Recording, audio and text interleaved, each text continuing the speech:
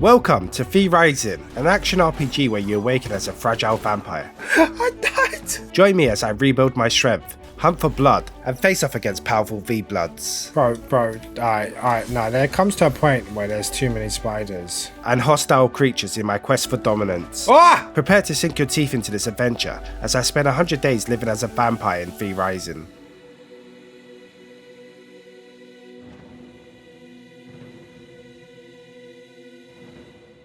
As I awoke from my slumber, I began the creation of my vampire. Okay, tell me, is this the most sophisticated vampire you've ever seen in your life? Maybe you're not the smile, but let's get into it. Isaac. No, we're gonna be very, very original and name it me. I have risen again. After waking up from my 100-year slumber, the game decided to teach me how to move again because it's been that long. Oh, so if I hover over myself, I have a frail blood type right now with 0% blood quality. Oh, ouch. Okay, there's sunlight. I forgot vampires don't like sunlight. Anyway, I started by defeating my first skeleton and crafting my first sword. This meant I could do more damage, which was excellent news.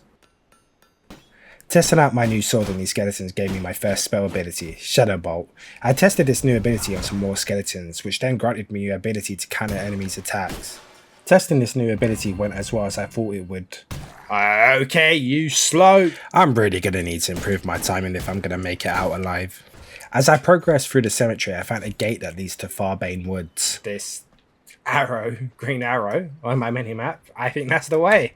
I was finally able to craft some armor, which was very much needed as I suspected I would be getting hit a lot. So I can go that. I need rugged hides for the rest. I then found my first creature, which had a whopping 39% blood quality, much needed nourishment to get me out of my fragile state. Come here. 39% blood type. Gimme.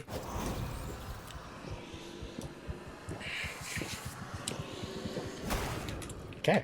The deer dropped hide, which allowed me to craft bone guard boots and gloves. Now that my armor was complete, I needed some tools to help gather resources. I crafted a mace and an axe. The axe would help me gather wood, while the mace would help me mine stone. With my new tools and armor, I set off to find a place called home. On my travels, I ran into a rare human. Oh my god. Is that a 98% blood type? Right at the starting area. Wait. Those stats are insane. I placed down my castle heart and filled it up with blood. My castle heart. To build around it, I needed to clear the area, but the sun had other ideas as it began to rise. Whoa. I'm not ready. I'm still making my base. Chill. This marked the end of my first night in vrising. As the morning rised, I finished building the surrounding walls. Wow, this is home. An achievement, to be sure. I then placed my coffin to sleep in, a mist brazier to block out incoming sunlight, and a chest to store items in. Yet another accomplishment. At this point, the game was telling me I was too much of a weak kid and I needed to get better gear. To do that, I first needed to build a sawmill. That's no. We can go here. Oh gosh, I'm gonna need so much wood. To build a workbench, I needed 8 planks.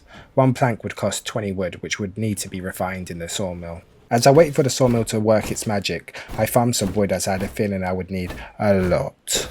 After a few in-game hours, I finally had enough planks to craft a workbench. This allowed me to craft plated armor, tools and weapons. With my new and upgraded gear, I was now level 20. In this game, the way you unlock new items and progress are by defeating bosses called V-Bloods.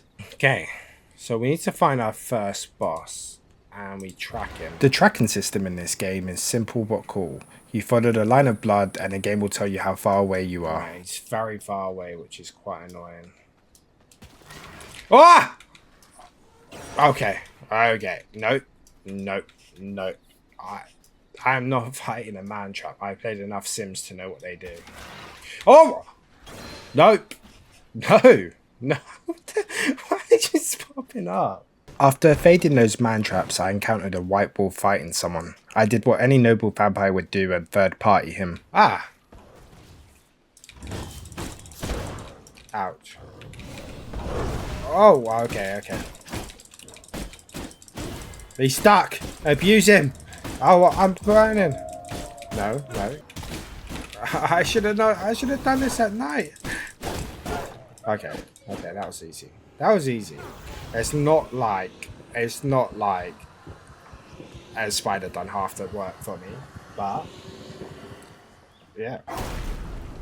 All right. Oh, I can transform into a wolf. Fresh off my first victory, I was feeling confident. I decided to go for my second V-Blood and rolled a Stonebreaker.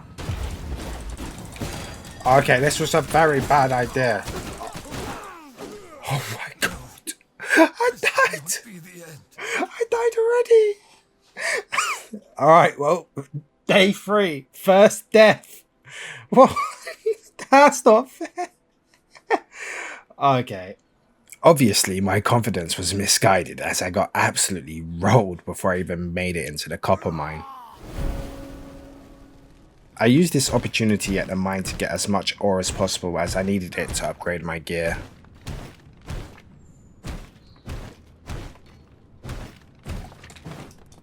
I found Errol deep into the copper mine. Alright. Oh, okay. So there's our second V-type. If you want this ore, you're going to have to get through me first.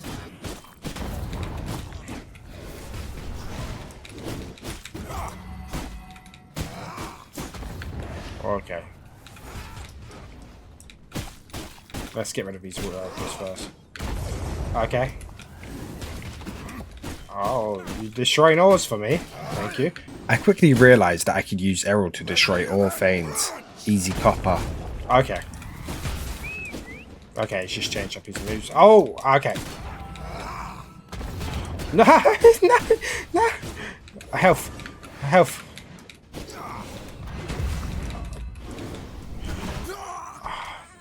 Wasn't too bad, I actually. broke something. Excellent. Let's see what we get. I didn't actually look. We can make material and gem storage and chaos spell plant. After filling my inventory full of copper ore, it was time to go home. Upon arrival, I made a materials chest to store all my shiny new loot. On day 4, I decided to fight Rufus the Foreman.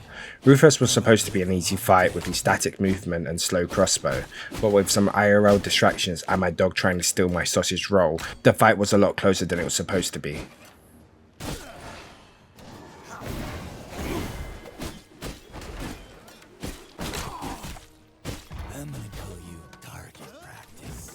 Okay. Sit down. Oh, evading. Let's pick up these health orbs. No, Red. Not for you.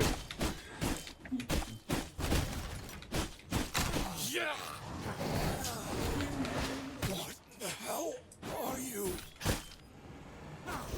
Alright, we've beaten him. That was way too close for my liking. Way too close. I feel stronger. Let's look at the rewards we got from it. A workbench. A wood station for shaping wood. Oh, a crossbow. Nice. As you can tell, I was celebrating my victory with a sausage roll. I then proceeded to fight the Frost Archer and die twice. Yeah, we don't need to speak about this. No, this cannot be the end. Why do I just suck at this game? I'm in shade. No. Obviously, I was becoming delirious at this point because I had forgotten how to speak English. On my third attempt, I decided a new strategy. Lure her into the tent and use the close range to my advantage.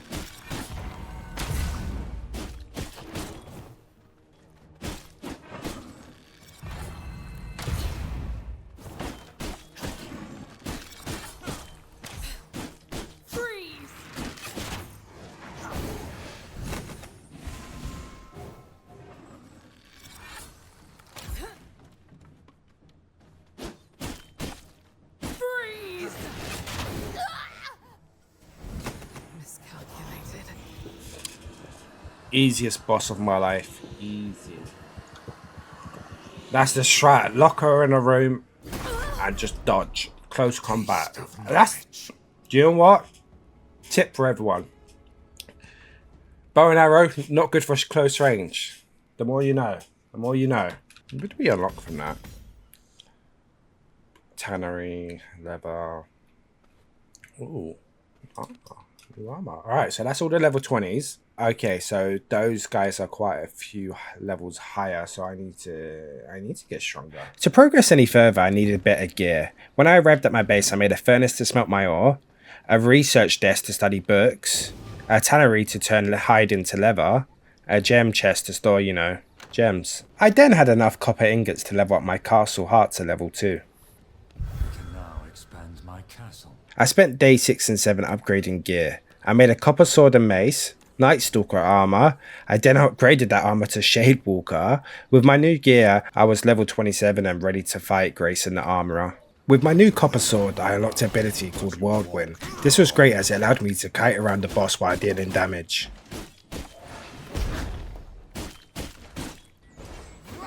Oh, okay. Now new move. I've got the tool for the job. Hammer you out.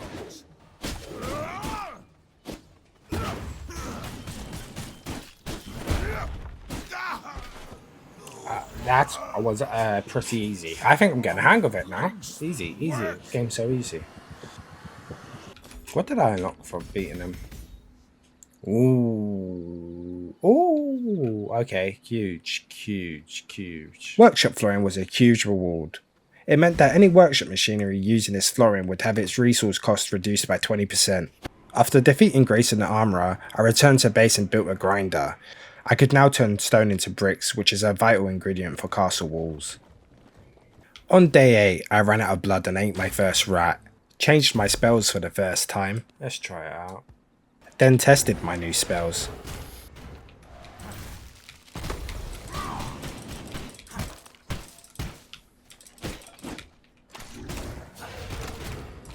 Oh, it like combos off them. Oh, that's pretty cool. I then spent the rest of day 8 fighting a stone golem. Honestly, this thing had way too much HP.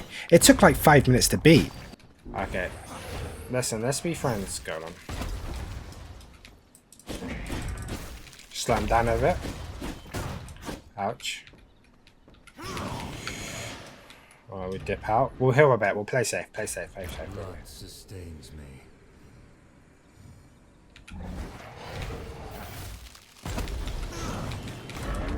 Yeah, easy mode. I spent day 9 and 10 making a workshop building.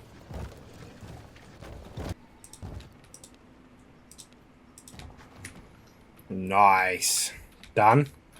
Finally built my first little area of you know, working. Eventually I want to move all like the workstation stuff to down there and have like this bit area as a massive castle, I think. Now with the workshop flooring, the cost to make items in this room will be reduced by 25%. To end my first 10 days, I decided to fight Gorswing the Ravager. I caught him fighting another Feeblood and once again did what every noble vampire should do. Third party him. Oh.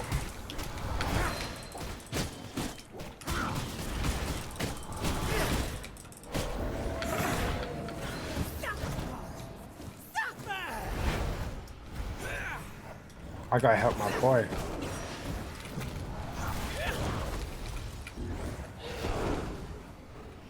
No, don't go for me. Don't go for me. Don't go for me. I think I want to change my spells. I like being able to dodge, I think.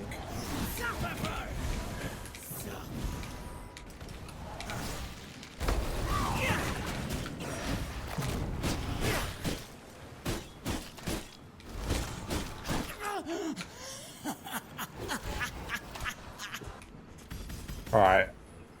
New spell point. Graveyard Decker. Can a fine powder made from dust, so I can do that in a grinder now. That means I'm on level 30s now. I matched them. On day 11 I built a way gate. This allows me to teleport from my base. I then upgraded my coffin to stone. Yay, another coffin I'm never ever going to use. Actually, let me sleep in it for the first time. Awaken. I finally built a blood press to start farming greater blood essence. Right, what can we do with this? Oh, we have use for all the rats out there. Nice, well done guys. We have a use for you. I ended day 11 fighting Lydia the Chaos Archer. Okay, Lydia, Chaos Archer, let's go. Toss of the dice. Well, for you, maybe.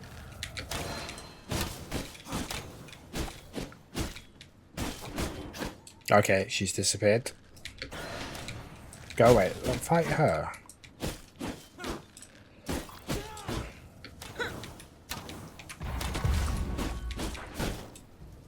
I can literally see you.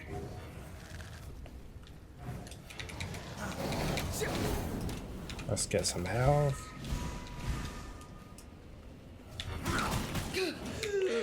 That was pretty easy. Guess everyone's luck runs out eventually. Alright, see what we unlocked by beating her. We can now recycle our useless equipment, that's good. And we can make a bag, which is really good because I don't have one. I finally farmed up enough greater blood essence to build 2 servant coffins. I can't do much with them yet, but hey, they're there. At this point I was getting fed up with how messy my base was, and decided to revamp it. I wanted all my construction to be downstairs and the living area upstairs. First, I would need to find a way to connect the flooring. Okay, I think I found a way to build a flooring underneath. And can I just remove that and I have flooring now?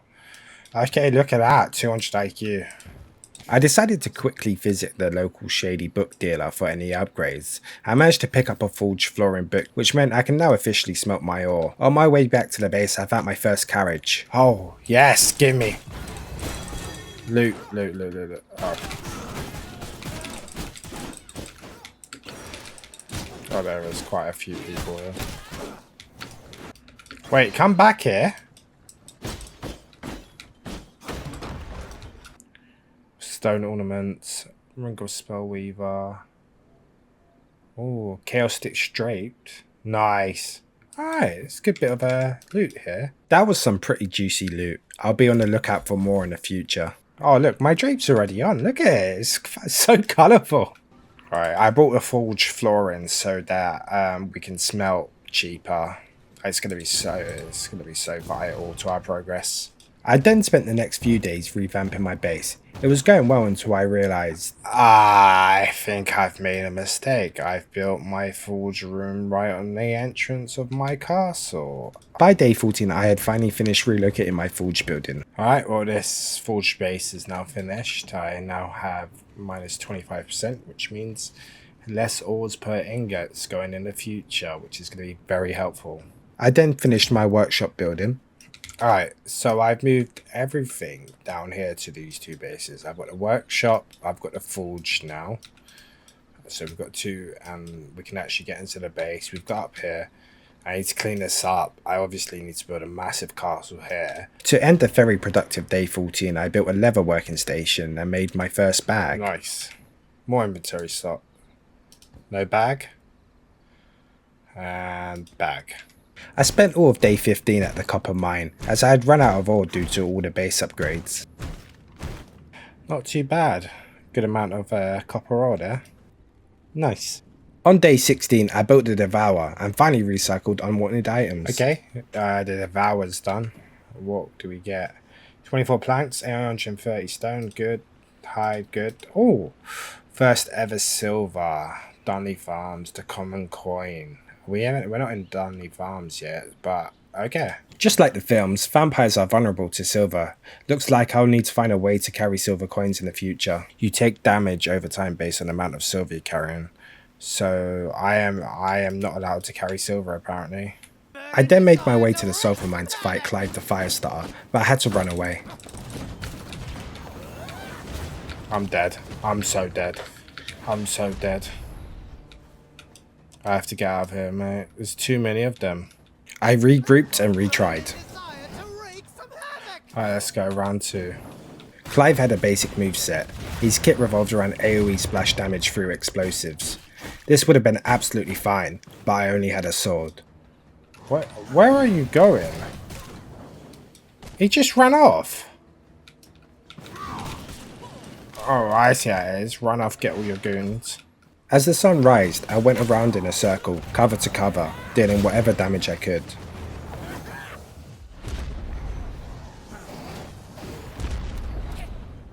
Oh my god. I just got to keep running around in circle from shade to shade. Do you know what I really need? Do you know what would be really helpful?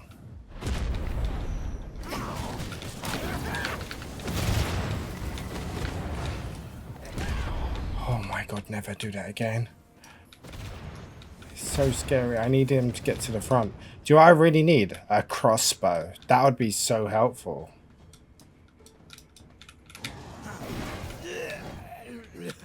Guess that's what I'll get for burning the candle. Oh my god. I played that really ratty. But gosh, that was hard. That was so hard. I need a crossbow after this. What did we unlock for that?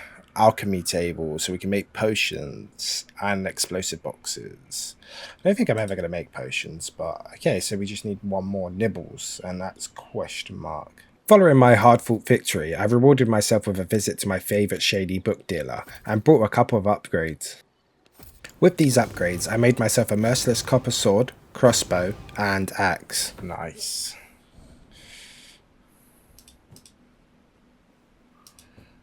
I just need to upgrade my mace now, and the rest, and my vest and my boots, and I'll be good. On day 18 I had my first blood moon and thought it would be perfect to go V-blood hunting. Blood moon. Boost the effects of your current blood type by 20% and increase your movement speed by 10%.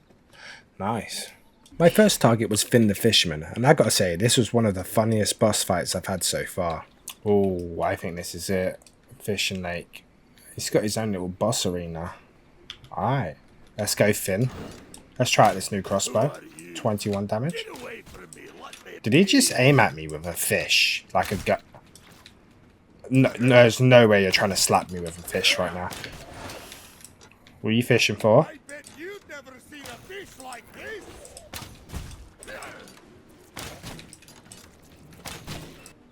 Oh, I have a Q ability as well.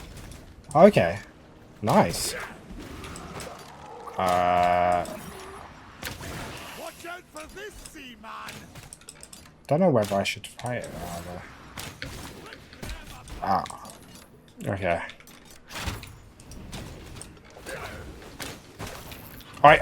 No, I'm not a bit of fish, okay? You can't just hook me like that.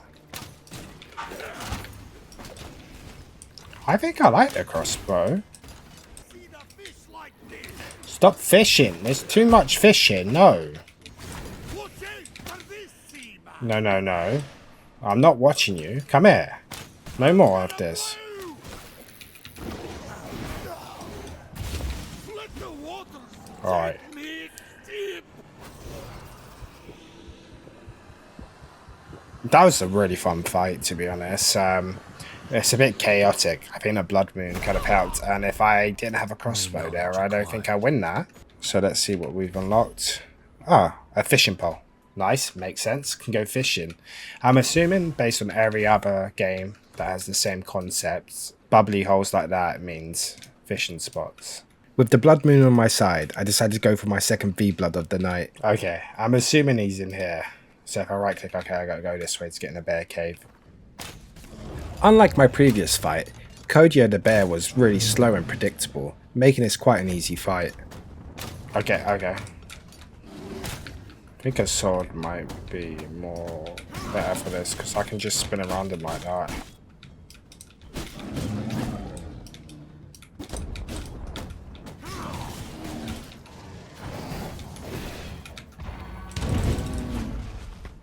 Okay, honestly, I've had NPC fights harder than that boss.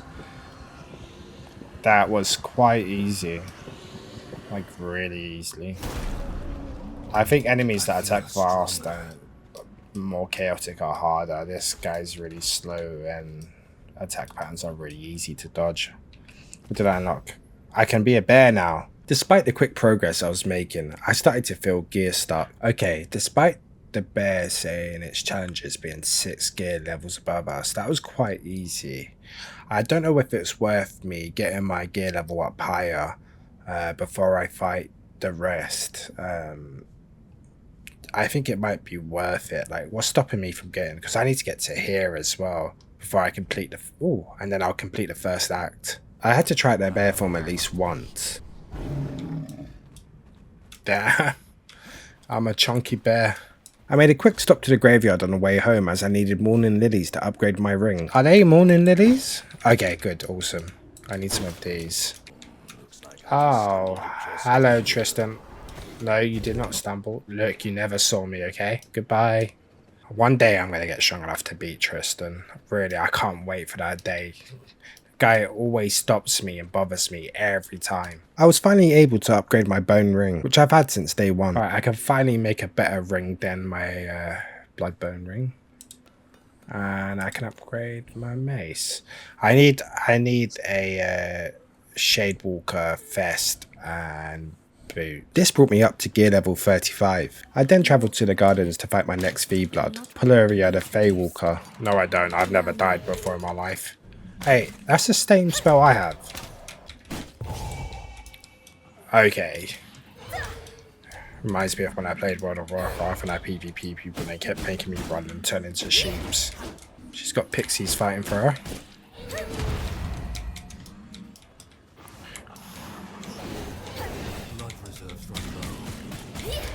Now is not the time for blood reserves to run low. Spirits, hear me. I'm gonna ignore the spirit because she's so low.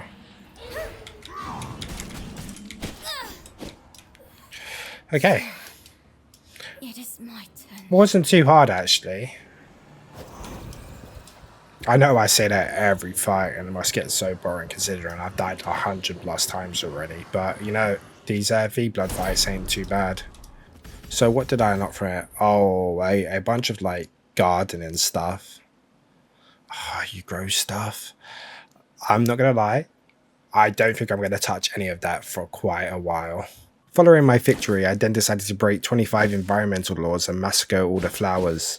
On day 21, I went back to the graveyard to fight Nicholas the Fallen. Let's go, Nicholas.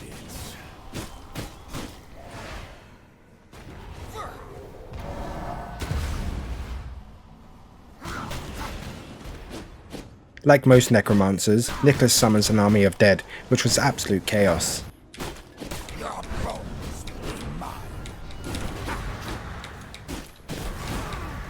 Oh my god, okay, I need to avoid that. That did damage. Okay, that was stupid. No, I wanted to heal behind this tree. Alright, there is way too many of you guys. Dodge, dodge. Nope. Okay, what do I do in this situation? He's so close.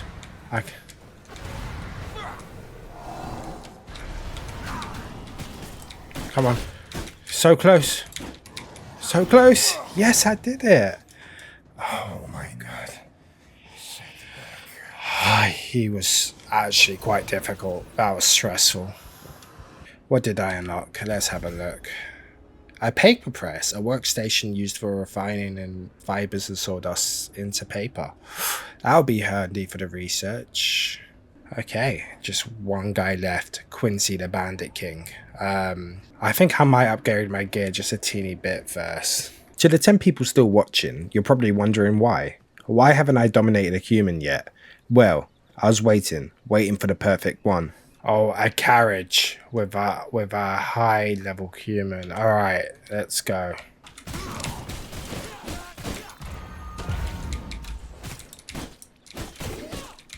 Okay. I think I'm gonna finally do it. How do I do it? Dominate human. What do I do?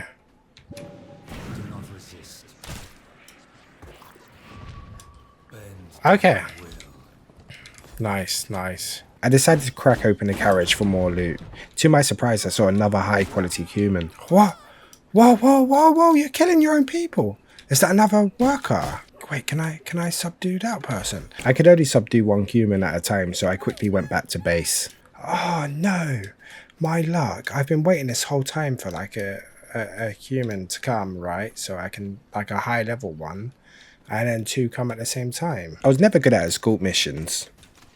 No, leave him alone. Leave him alone. Please, please. No, no, no, no, no, no, no, no, no. This can't be happening. Leave him alone, please. Don't kill him. He's so... Alright, so I'm assuming I have to interact with this coffin.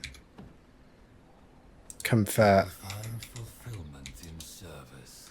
How long's it going to take? 40 minutes. I quickly headed back to find a villager still there. Wait, is she still here? Yes, let's go. Thoughts are mine, you are mine to control. I was more vigilant on my defense this time, destroying every skeleton I saw. Yep, not again. Not having that close again. Nope. Okay. You will find fulfillment in service. I can't express how happy I am right now. Some of you might have been going crazy why I haven't dominated a human yet, but I was waiting for that creme de la creme, the top tier human meat.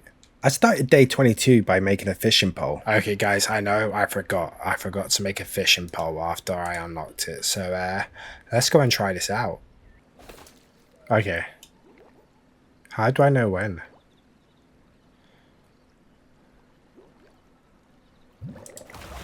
I'm assuming then. First fish caught. Dub. I finally checked my spell book again. I just realised I haven't checked my spells in ages. Wait. I got my first ultimate. Oh.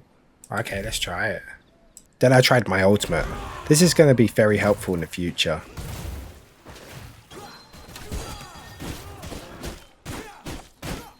Oh, and then there's skeletons after. Go on, skeleton. Do him. Do him. On day 23, I visited my favourite shady book dealer. He had an alchemy lab flooring book, which is a great find. I then proceeded to spend the rest of the day building an alchemy lab. Which pattern's the best? I do kind of like this, but 2 sulfur per floor pattern. Okay, let's move you into here. I put the blood press in here. So the blood press now is minus 25%, which is great. Oh yeah, this can defo come in here. What can I make out of this? So I can brew stuff. For my final piece of alchemy refinement, I placed down a farmlands nest. So this is how we get rats. This is how we get giant rats. Wait, ain't that a boss? That's a boss, right? Before I fought Nibbles, I wanted to finish the room by adding storage. Oh, hello, Nibbles.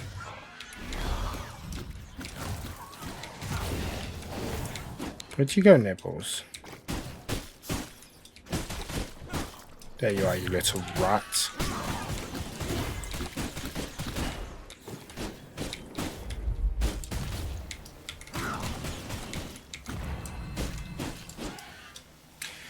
Okay. Ooh. Okay. I hate rats, honestly. Alright, what have we unlocked for this? I of course had to try the new rat form. I can't see a single situation where this would be useful or helpful. I started day 24 by awakening my new servant. Oh, excellent. He is ready. Okay, so expertise 39%. Tracking expertise reduces difficulty by 100 when hunting areas inhabited by creatures and monsters. Farbane Hunters increase the amount of loot secured from successful hunts in Farbane Woods. I actually like the name Luna, so Rise. A new revenant to suit my purpose. How powerful a servant is depends on its gear level and expertise. The hunt proficiency is equal to 10 times the servant's gear level, with the expertise percentage added at the end. So for gear level 0, the hunter's proficiency would be 39 because of their expertise. I couldn't do much with them as I needed a throne and wouldn't be able to get reinforced planks till Act 2. But anyway, meet Luna and Madison. Why do you look like a doll? I once again visited my favourite shady book vendor. Yes! With this Shadewalker vest book now in my possession, I could finally complete the gear set. This brought me up to gear level 41. It was finally time to fight our final boss of Act 1. I smashed my way through the barriers of the bandit camp with my bare claws. I then had to fight like 100 bandits. Seriously, it was ridiculous. After that grueling experience, I was toe to toe with Quincy. I had to fight so many people to get here. How many people do you have at this base? Alright, let's go. You do look really cool. Oh no, not the sunlight. Yep, I'm stupid. The sun rised and I got rolled. After defeating another 100 bandits, I was ready to fight Quincy again. Alright Quincy, round 2. Alright, let's go. Make this a story worth telling.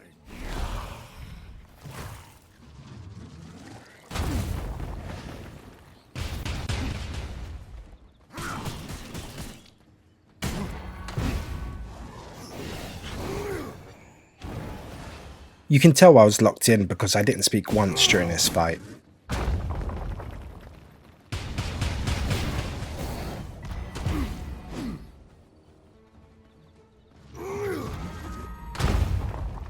A rousing battle.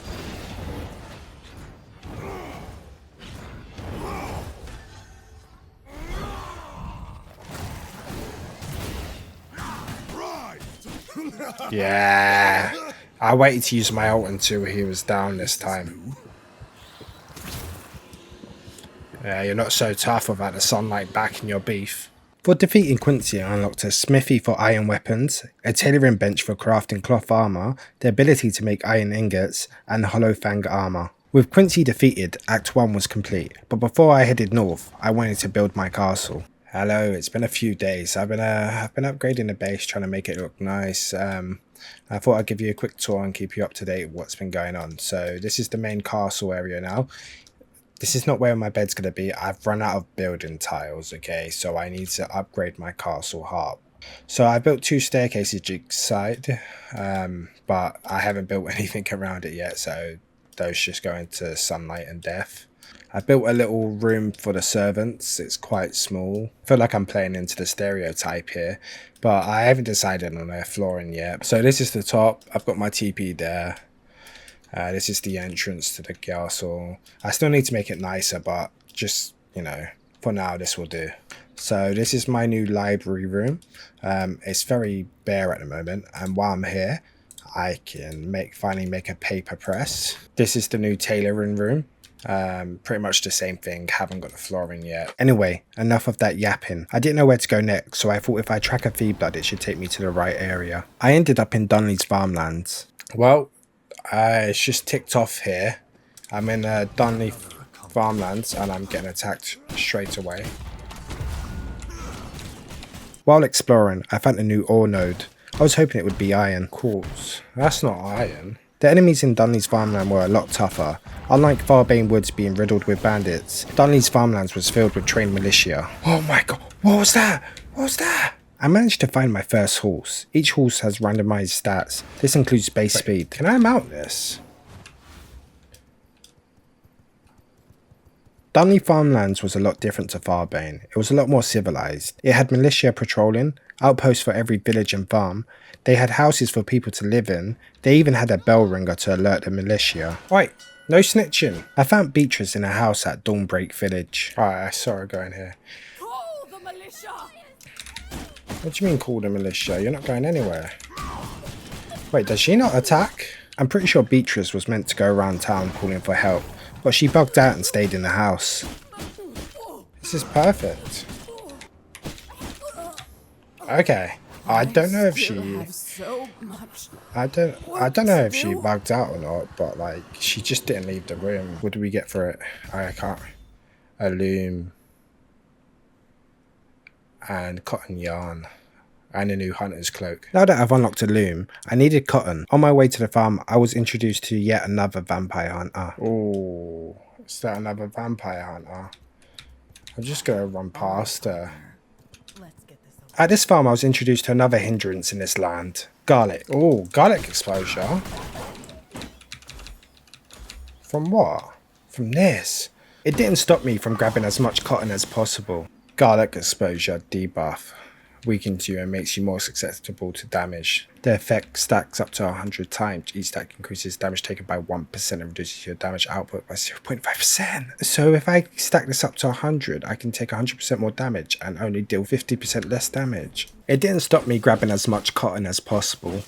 When I arrived back at base, I made a loom and turned all this cotton into yarn. On day 33, I made a tailoring bench. Hunter's cloak. We need more cotton yarn.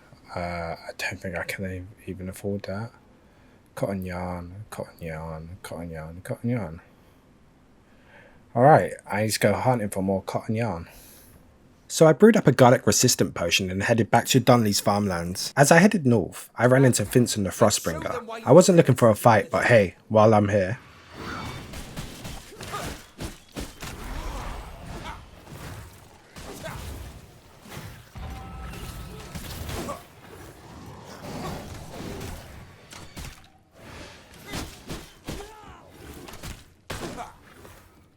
Alright, I feel like for Finson,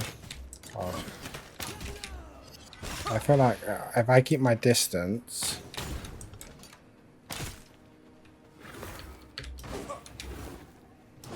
I should be good. Vincent was a lot higher level than me, so I kept running around in a circle waiting for my ult to cool down. Let's kite him a bit.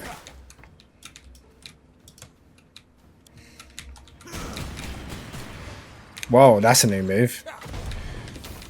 Oh, whoa, whoa, whoa, whoa, chill out, chill out, chill out, chill out. We're just friends. Come on, I can do it, just be smart. I feel a chill coming on. After 10 minutes of back and forth, I had finally won the fight. I didn't deserve it, but sometimes you've got to cheese. I'm going in for it. Oh, I did it. I mean, I ran in about 1,000 circles to beat him, but I beat him. What did I get anyway? Oh, I can make prison cells now. Excellent. My favourite. This was exactly what I wanted to do. For one of the rewards, I finally unlocked a new dash ability. Okay. I ended day 33 cotton farming. On day 34, I tried out the cave for the first time. This allows me to quick travel between lands while holding valuable resources. Okay, so it's kind of taking me back to Farbane Woods, which is pretty good. On my way back to the base, I found another carriage. I quickly destroyed it, raided it for all its goodies, and took home another high quality human to be my servant. Well, welcome to your new home. I spent the rest of the day in my tailoring room waiting for cotton to turn into yarn. I finally had enough cotton yarn to make a better cloak. This cloak gave me improved health and sun resistance, as well as adding garlic and silver resistance. Well, my gear level's the same. Sick. Look at that. I can't believe I've gone from a bright, beautiful cloak to this ragged old thing. I couldn't make any more armor as I needed wool thread. To be able to craft wool thread, you need to be Christina the Sun Priestess. So I grabbed my less stylish cloak and headed into Dunley's farm. I have the blood moon on my side. Shining blessings. Despite the added bonus to my stats, I got absolutely rolled. It wasn't even a competition. How do I beat her? This is my conviction. No, you're just cracked.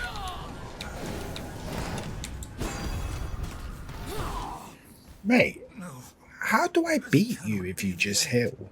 With my tail tucked between my legs, I ran to the Haunted Iron Mine to get better weapons. Who are you? The Haunted Iron Mine was pure chaos. It was filled with strong enemies. What are you? What's going on here? Oh. Who are you fighting? You're not fighting anyone, are you? I avoided fighting as much as possible, as every fight was a near-death experience. I filled up my inventory with iron and headed home. I spent all of day 36 smelting ore. I did find enough wool thread to make one piece of armor, but didn't equip it yet as I would lose my set bonus. Meet our new servant Duke. Still can't do anything with him yet. I got bored of waiting for iron to smelt, so I went from camp to camp trying to find as much wool thread as possible. Oh, wool thread, let's go. I also found a werewolf?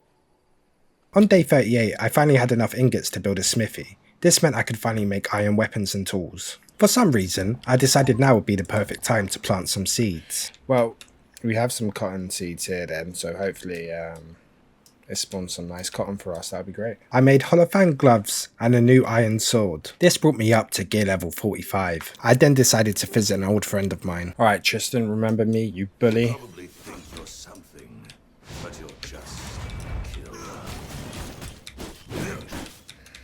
This fight was a great opportunity to test out my new spell ultimates, as well as my new sword ability. Let's try this on.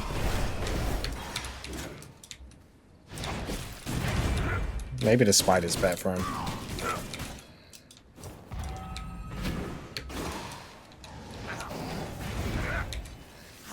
Okay. Stop setting stuff on fire, Tristan. Bad.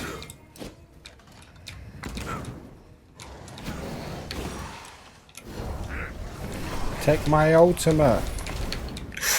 Oh, okay. Listen, Vampire Slayer, you have bullied me. You have stalked me in this land, and now I am finally strong enough to beat you.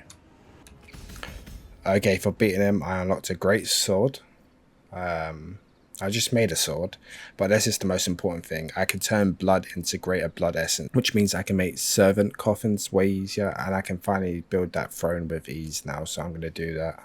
I went back to base, turned all my blood into greater blood essence, and was now finally able to make a throne. For the castle throne. Let's just put it there for now.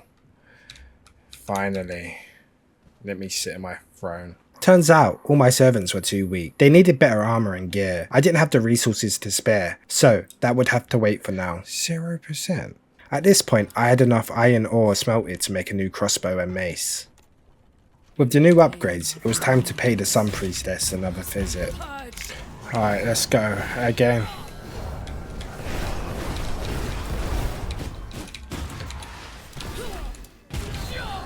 I was struggling and close to losing again. Oh, okay, that's not good. I switched out to my crossbow and kept my distance. I learnt if I avoided her barrier, which would summon soldiers when being hit, I would be fine. I will show you discipline. Alright, that was close. That was close. As soon as I switched to the bow and arrow, I absolutely smashed her. So I can make a silver thread bag and even more inventory slots, which is great. And now I can make wool thread, which I really needed.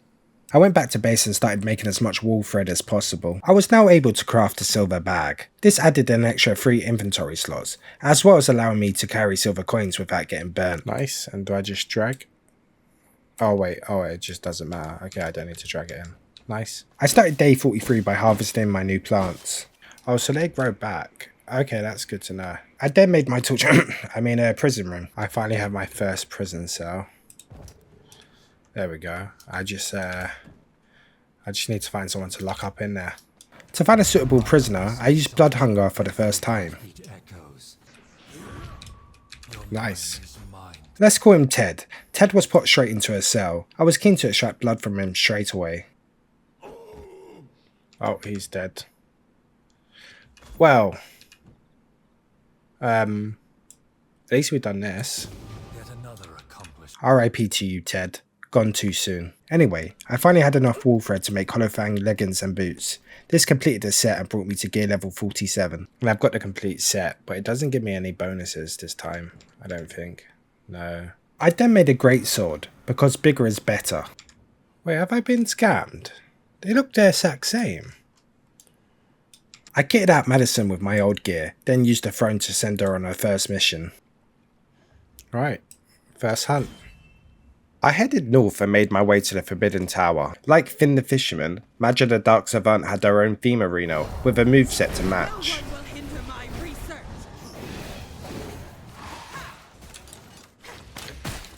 The exquisite suffering of a paper cut. Oh, whoa.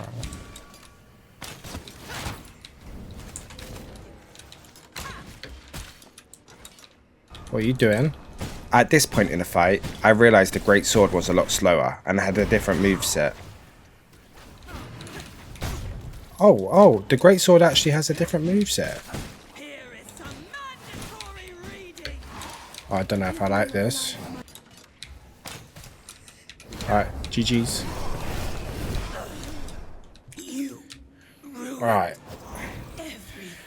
Crossbow carried, and I'm getting rid of that great sword as soon as possible. He swings it so slow.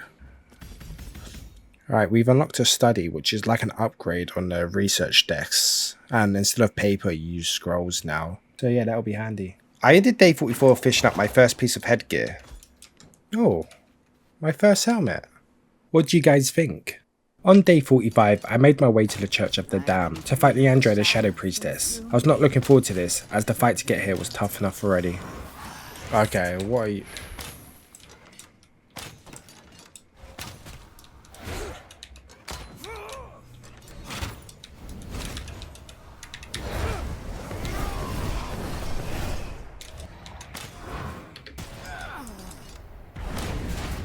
Oh my god. Oh, I was doing so well.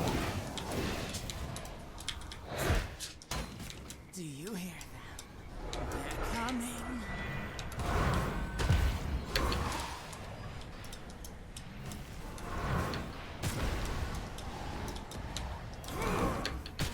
Bro, my dodges ain't resetting quick enough.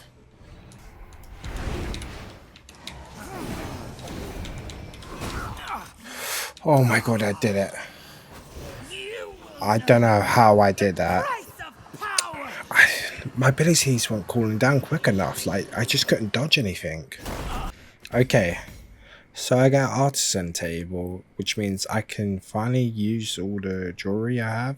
A new pendant, which is going to be great. Summon a swarm of bats to transport a subdued human to the nearest unoccupied prison cell within your realm. That is so good. This means I can TP a prisoner from anywhere on the map to my prison cell. Following my victory, I wanted to make it 3 bosses in a row. So once again, I made my way to the Haunted Mines to fight Krieg the Undead General. The fight was going well, until I started getting outnumbered. I actually died to a skeleton. I died to a skeleton. Oh yeah, there's so many people about. Oh, I need to change my movesets. You won't ever catch me giving up. I ran it back, this time finding Krieg in an isolated area. Meredith was also roaming the area. Are you thinking what I'm thinking? Alright, let's try this. Look at you standing here like a boss arena. I lured her in, made them fight each other, and profited off their demise. Hit each other. Yes! I'm a genius.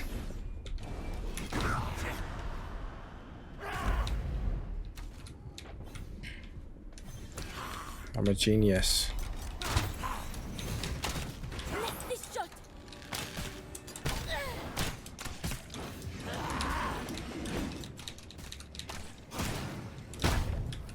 No, don't go for me. Where are you running to? Come back. Come back, come back, come back. You're doing so well.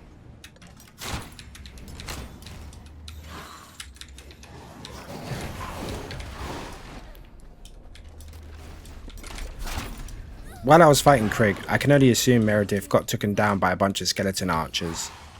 Do you know what? And why I'm here? I was kind of surprised Krieg lasted longer. Maybe because he's got an army surrounding him.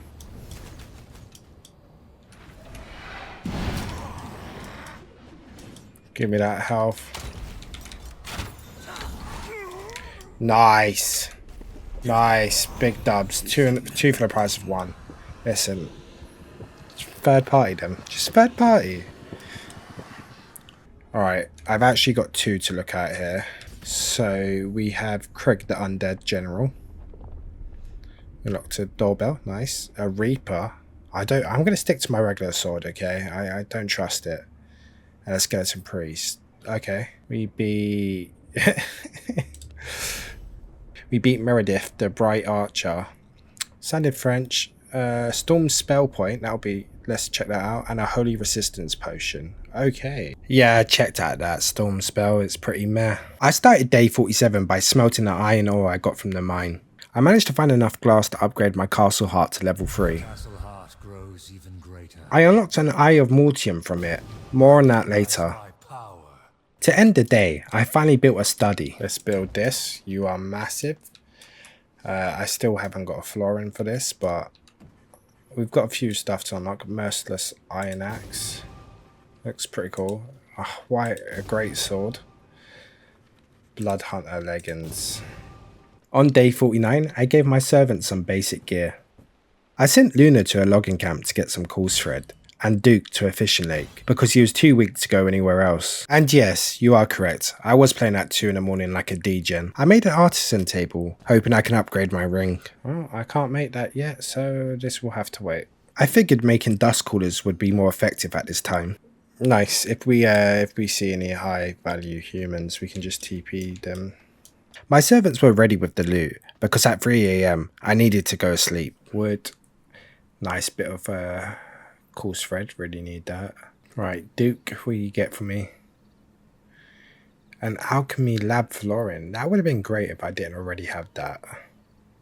And some fish. Okay, nice bit of wool thread. Oh, a bunch of scrolls, you know. We might be able to research a book. So yeah, I then gambled my scrolls. This could be massive. Oh, blood hunter boots. I then headed back to the Church of the Dam to farm some more Scourge Stones. Nice. On my travels back home, I ran into another carriage. Oh, another carriage. It had 2 high value humans. 66% and 86%. I used a dust caller to TP one of them to my prison cell. Nice. And subdued the other to take home. But this was a mistake. No! Moving swiftly on from that tragedy, I headed back home and made a pendant upgrade. This brought me up to gear level 50. I started day 53 off by giving Duke better gear and sending him out on a hunt for cotton.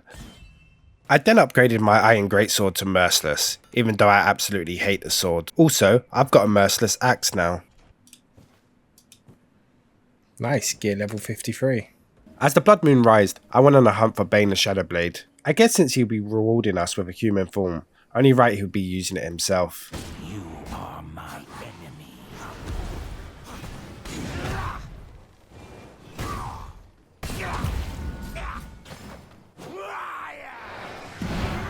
No, I missed my ult. Quietly now.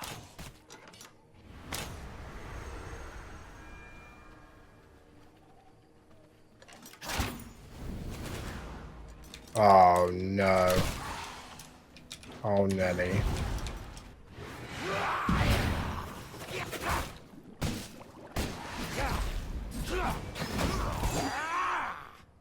This is the eternal night.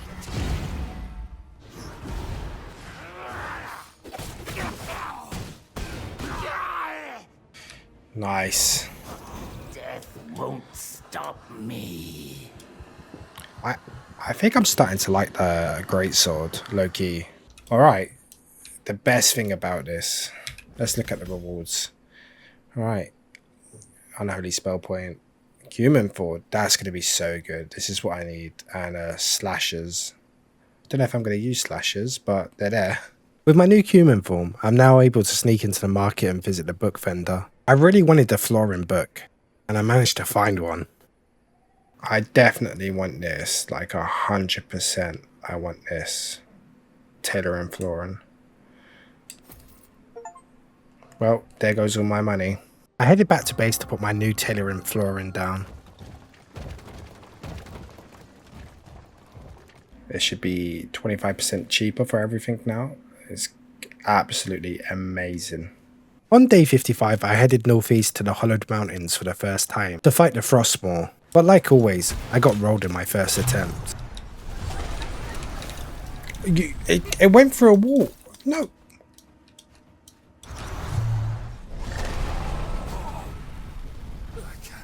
Okay. Okay. I ran it back because no way I'm letting this lanky powered bones beat me. This time I adopted the rock strategy.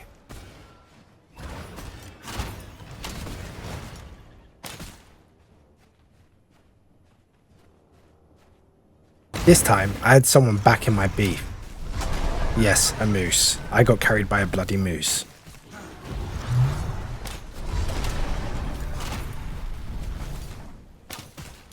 Damn, the ball's doing damage to him.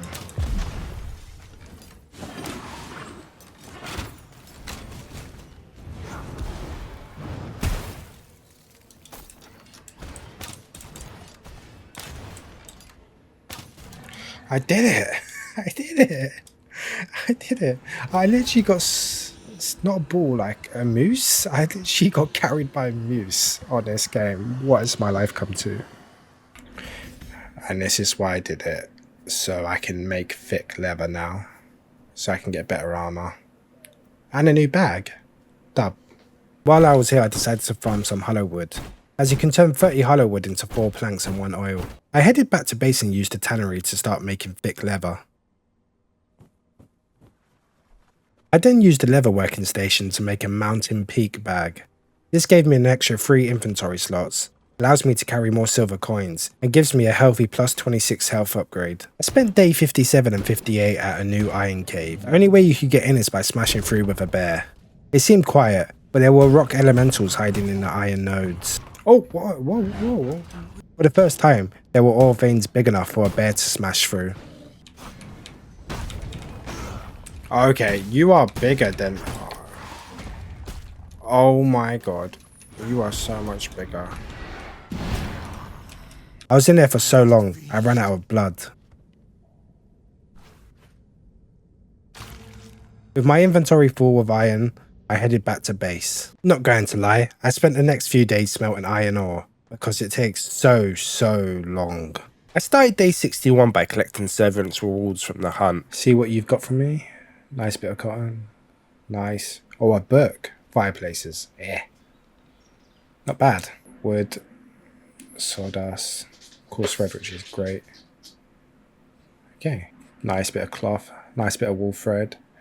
Ooh, that's great, mate. That's nearly a whole book. I then decided to gamble some scrolls. Didn't get what I want. Who would have thought? Don't gamble. Originally, I was hesitant to upgrade my armor because I was chasing a complete set, but I decided I'd just upgrade my armor and go with the flow. Get level 55. I then decided to try out a new ult before fighting Greffel. Let's try this new ult at Ice Block. Screw it. But yeah, I hated it. It barely gave me any more HP, and I ended up taking more damage after it anyway. Oh, what is this, man? I'm about to get rolled again. I reset the fight, went back to my tried and trusted ultimate, and fought her again.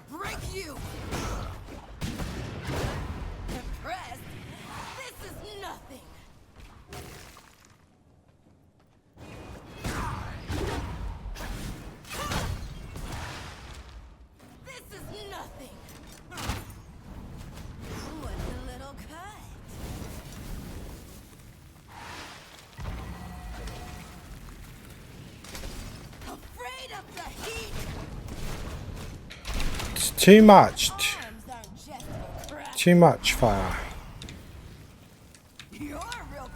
Come on. Bro, how long does it take to shatter? No. Oh my god.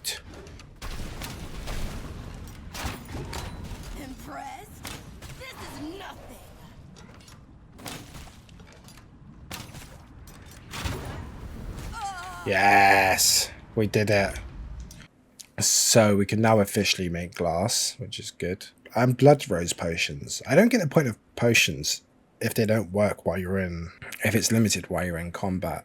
I don't know. I was close to Terra the Geomancer, so I decided to go for her next. She was on top of a mountain filled with gemstones, so I thought why not? I sent out my Death Knight to distract her and started fighting.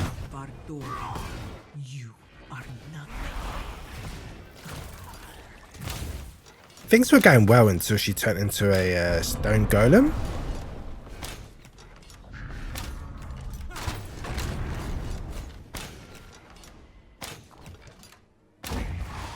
Then that stone golem summoned 2 mini golems. How is this even fair?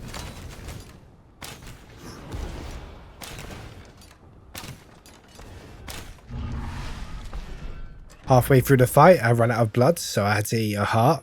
Perfect timing. Despite the blood loss, I managed to beat this tanky beast. Let's go. So close.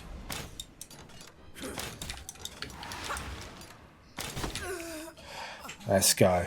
Even though my blood ran out and I started losing health rapidly, I managed to pull that back. For my rewards, I got a gemstone cutting table. I can now turn my crude gemstones into regular gemstones. I can't do anything with the obsidian and the golem siege because I don't play PvP. On my way home, I found another carriage. The loot was very interesting. I'll be keeping my eye on those pistols for the future. A merciless iron sword. Yes, I can finally get rid of my sword. I can't wait. I started day 63 by making another furnace to smelt some glass. I then upgraded my necklace. I went for a pendant of Spellweaver for that extra 8% cooldown rate, as I was tired of not being able to dodge in time. This brought me up to gear level 58. Nice. So this has gone from a 10-second cooldown to an 8-second, I believe, which is, you know, every second counts. I then headed northeast to the ruins of Mortium to find General Alina the Hollow. This is where I started seeing vampires for the first time. See, while I've been fighting for my life every day, fighting the sun, militia, and every literal creature, these vampires have been living life in luxury. They have friends. They literally don't have sunlight where they live. Man, there's more of me. I then managed to find Alina. There's loads of them. Wow. Bro. What the? There's no way this is... If I hit her, are all these people gonna jump me? There's no way. There's like 50. So I decided to wait in the shadows and pick the right time. Yeah, definitely not creepy. I went in for the attack, but her 2 bodyguards hit so hard. Okay. Do you know what? I'm off skis. Do you know what? All you. I don't even care anymore. I don't even want to fight you. No. They just rolled me straight away. Bro, I just got bullied in a video game. With her 2 bodyguards distracted, I run it back for what I thought would be a fair fight.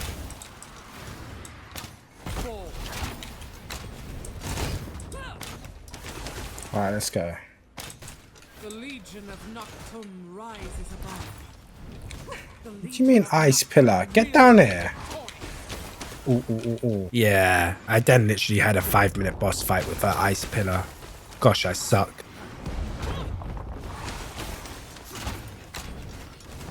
Die! Varderon belongs to Master Dracula. Bro, that ice pillar was harder than most boss fights. Alright. Feel the chill! So predictable. Come on. Let's go. Sorry, Master. Let's go. What do we get? Altar of Stygian Awakening? Used to unlock and infuse your vampire with passive powers. Okay, not too bad to make. And a frost spell, tier 2.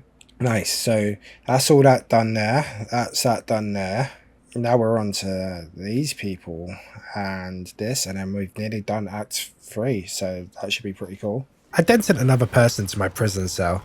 Well, 79% brutes going to a prison cell will be alright. Before heading back to base, I wanted to visit the new vendor to see what they were selling. I couldn't afford anything yet, but maybe for the future. Hello, merchant. What do you sell? What do you trade with? Stygian shards, and you sell stuff like this. Okay. And then I got touched without my consent. No, no. I do not consent. Bad. I started day 65 by finishing off my prison room. Have I ever mentioned how long iron takes to smelt? Yes, finally. The prison room's done. Anyway, I finished the prison room. Blood drain and damage is now reduced by 25%. I was clearly happy about this, because I started speaking to the prisoner like this. You want some fish? You want some fish? Of course you want some fish. On day 66, I awoke Kai, my new servant. I kitted him out with the best gear, and even gave him my favourite iron sword. I then sent my servants on a hunt. I sent Kai and Duke to the Church of the Damned for more scourge stones. Let's go with those odds. I sent Madison to the cotton farm again. And finally, Luna to the logging camp for more coarse thread. Nice. I then made an altar of Stygian Awakening and an Eye of Mortium. Let's put you there.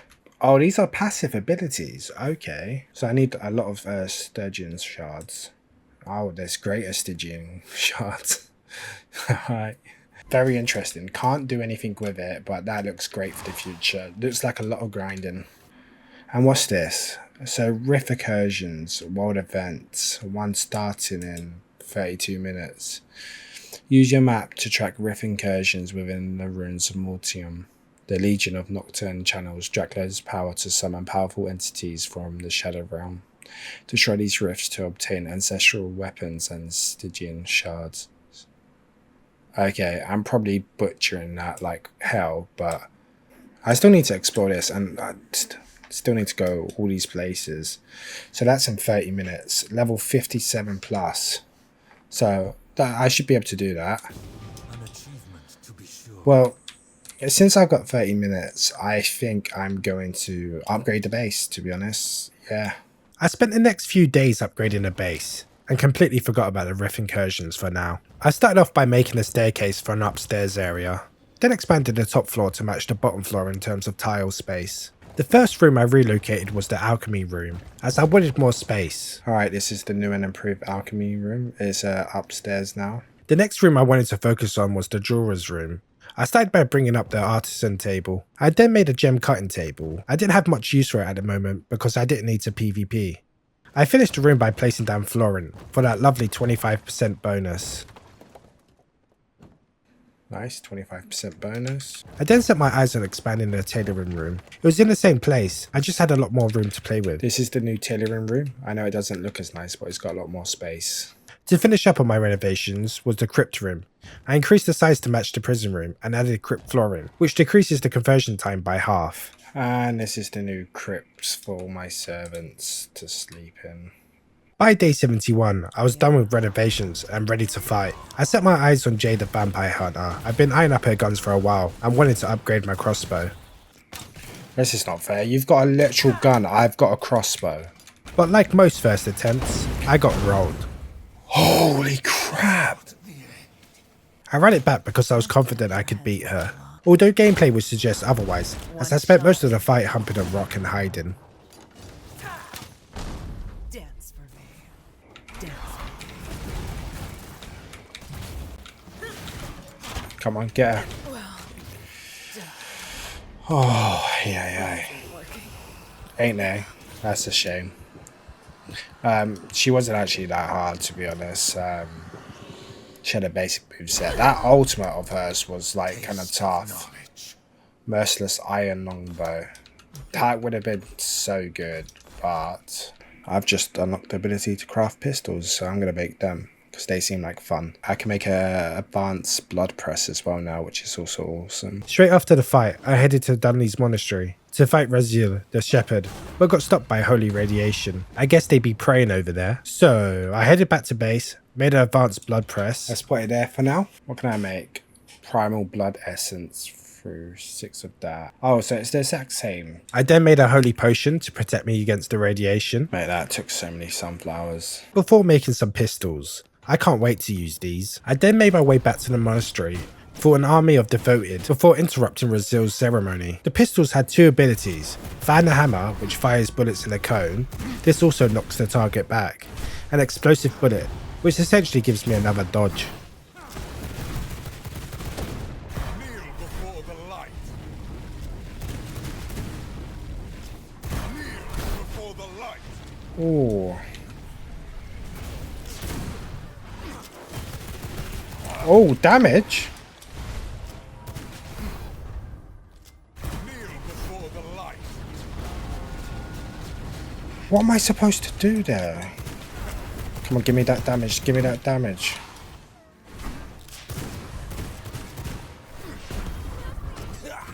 Oh my god. No. 22 HP. This will not be the end. Let's check the rewards. Drill crafting table.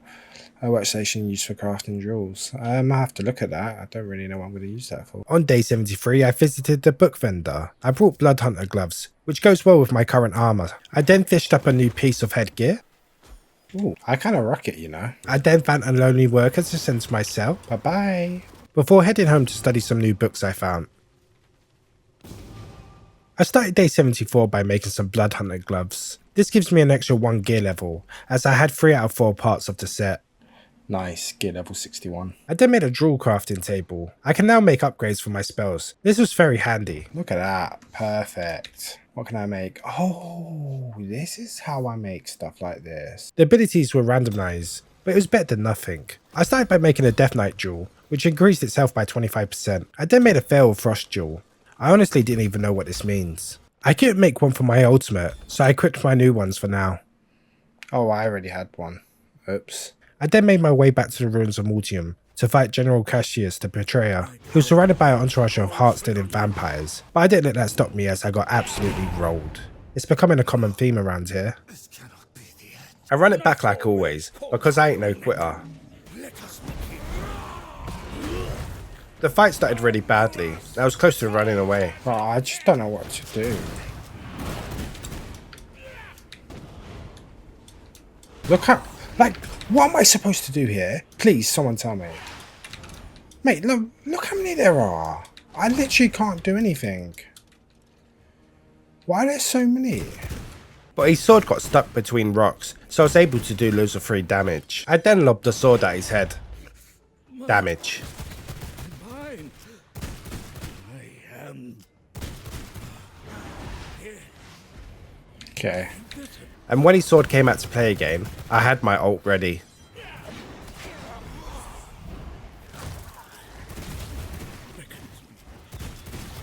Use my ult. Abuse him. Yes! I did it! I saved that ult for the perfect time. Ooh, ooh, ooh, ooh. I need merciless iron pistols though, so one day. I'm not even at this stage yet. Let's see what we got. Unholy spell, Stygian summoning circle.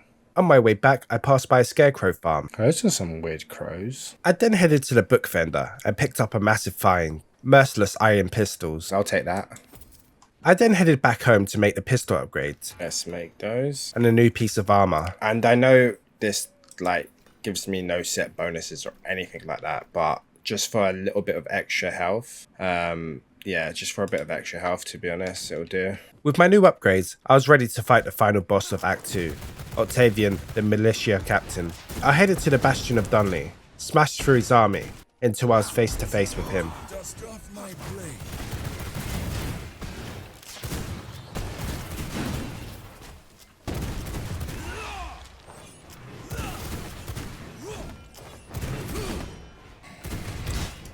No. Oh, that is just unlucky. Let's put our... No, don't put me right into the fire. How unlucky is that? Anyway, these pistols were absolutely cracked, and I finished the fight quickly. I think I can take him. Nice. Nice. Nice. So, we have an ancestral forge now, which is going to be great. Unfortunately, because I have all those weapons, shattered weapon parts, and I think you restore them in this, but I don't have any radium alloy yet. So we'll have to work on that. I rewarded myself with a 93% brute and sent him to my prison cell. Or TP you back to base. It seems like I can only find brutes for my prisons. I then unlocked my first electric ultimate. I got to try it straight away with this carriage. Oh, this is perfect. Oh, okay. That actually seems pretty good, to be honest. Okay, let's see what we get. Oh, a bunch of iron, another shattered sword. I've got a spell modification for my Death Knight. Gold jewelry. Advanced furnace. There's advanced furnace. Okay. Sulfur ore. Good loot. I started day 78 by studying my new books.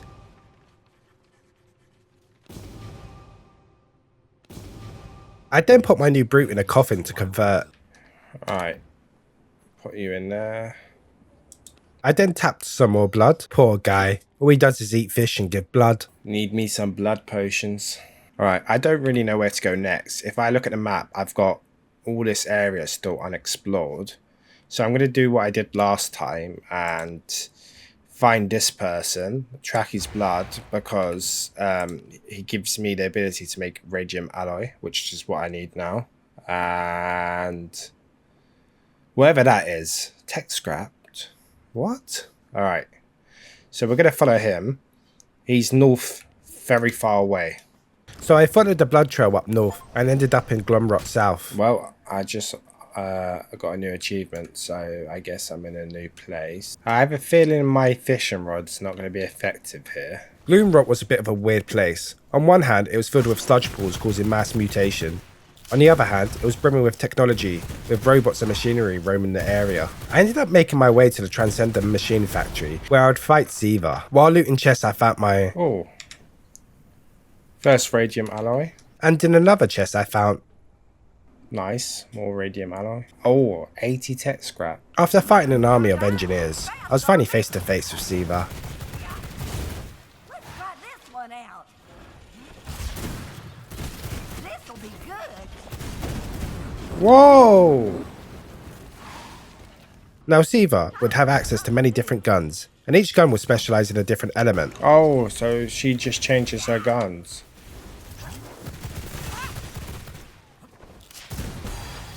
Mate, that just locked onto me like aimbot. My blood. Restore my body. How's about a little help? So little health. Oh, I'm so dead here. Damn it. You're going down. You gotta get... Yes! 1 HP! 1 HP! Thanks to work out.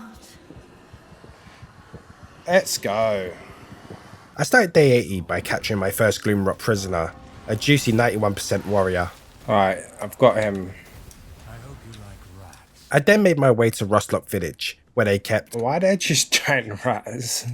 Like pet animals? The main prize of this village was Domino the Blade Dancer. She was the next Blood on my list.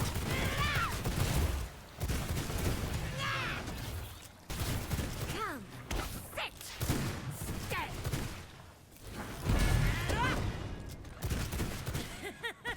Let's go for a spin.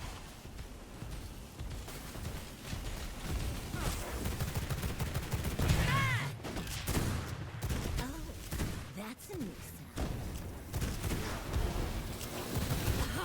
Oh, this spin is exquisite.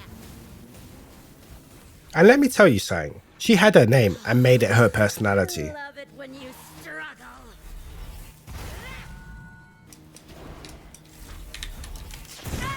Oh, mate. Playtime. It's not playtime.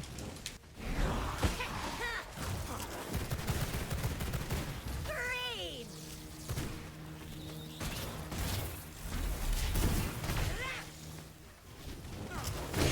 Oh! 12 HP. You'd make a 12 good HP. tyrant. Right, let's look at my rewards. I can now make an advanced grinder. That's good. A whip. Suiting. Oh my god, that is a creepy face. And castle teleporters. After my Gloom Rock exploitations, I decided to try the local cave to see where it leads to. Where am I?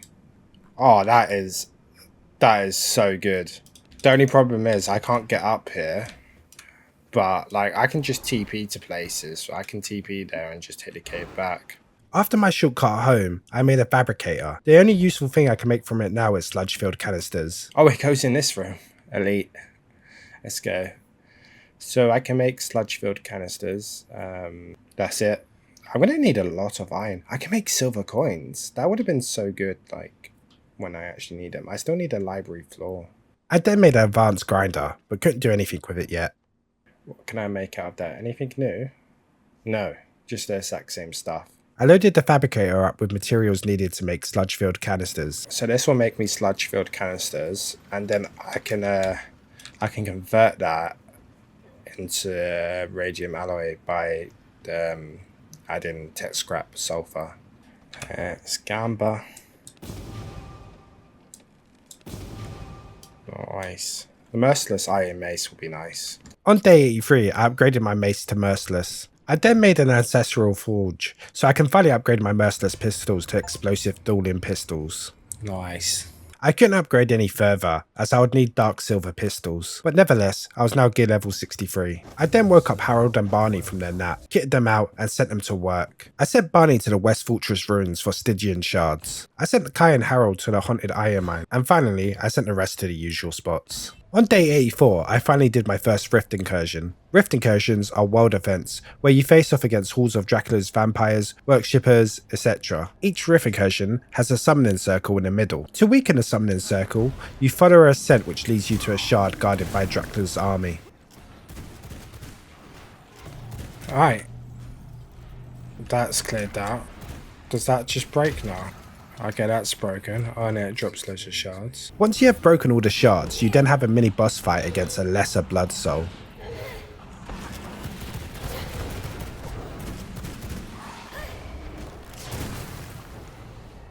For all my effort, I was rewarded with a tier 3 jewel and a bunch of Stygian shards. What do I get? A void prism. A tier 3. Ooh. I don't think I'll be doing this again, unless I have to. Anyway, I headed straight to the book vendor, as I really wanted a library flooring upgrade. But luck was not on my side. At least the shop refreshes in 12 minutes. Damn. To pass the time, I headed back to the hidden iron mine, as I was starting to run out of iron. This time, I lured all the golems and fought them at the same time, because clearly, I thought I was that guy.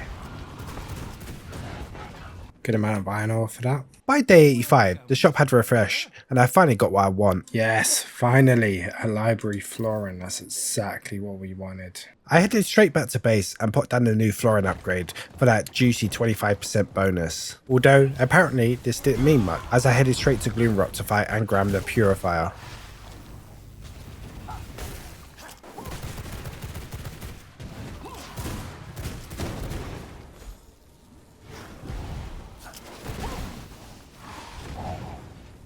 I just dodge when he's in that mode.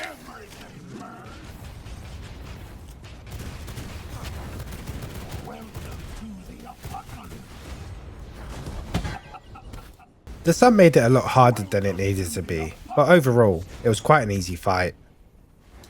Trying to get rolled by the sun. Alright, let's go. Oh, okay. Ooh, first try. Okay, so we have an ability to unlock new armor now. I don't know how to make that armor, but we've got new armor. I headed back to base to check out the new armor set. I couldn't make silk yet, nor could I make pristine leather. I guess it's time to hunt more V-Bloods. I headed northeast into the Cursed Forest for the first time, where I was instantly jumped by a night lurker.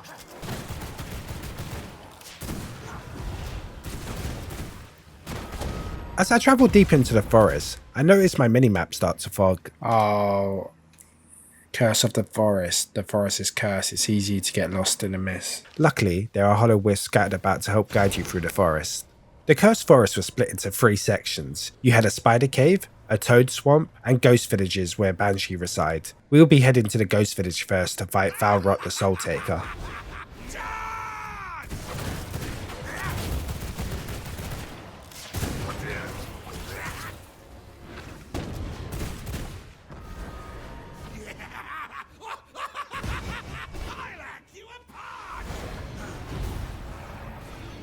Now this was another necromancer fight, and I hate necromancer fights because they just summon stuff and it becomes absolute chaos. Time to take the reins!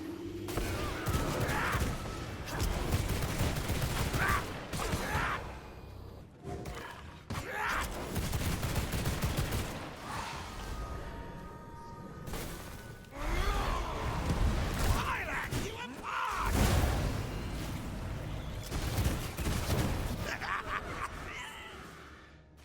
Alright, I did it. I can now make spectral dust at a advanced grinder. While I was here, I decided to farm some ghost crystals as I had a feeling I would need them for spectral dust. I decided to go for Ben the Old Wanderer next. If you know, you know. And for those who don't know, Ben is the most annoying, frustrating boss fight there is. All he does is run, and because you can't see anything, you just get jumped by powerful creatures. Whoa, what the hell? And when you do keep up with him, he ensnares you, and because you can't see anything, he gets away and regens his health. After a few times of him getting away, I finally got lucky and beat him.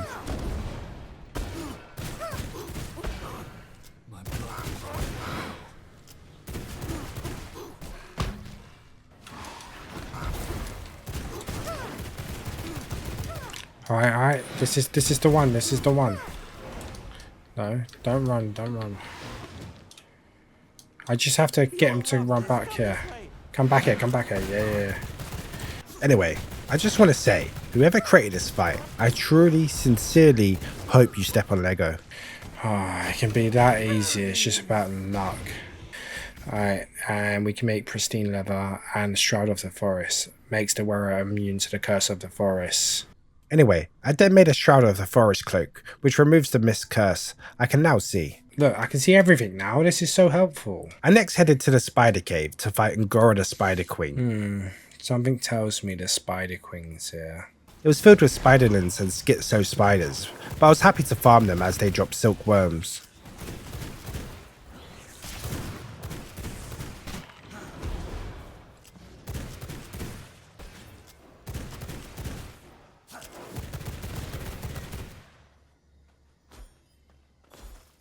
I might have developed a unhealthy desire to kill brood-mothered spiders, as they dropped a lot of silkworms.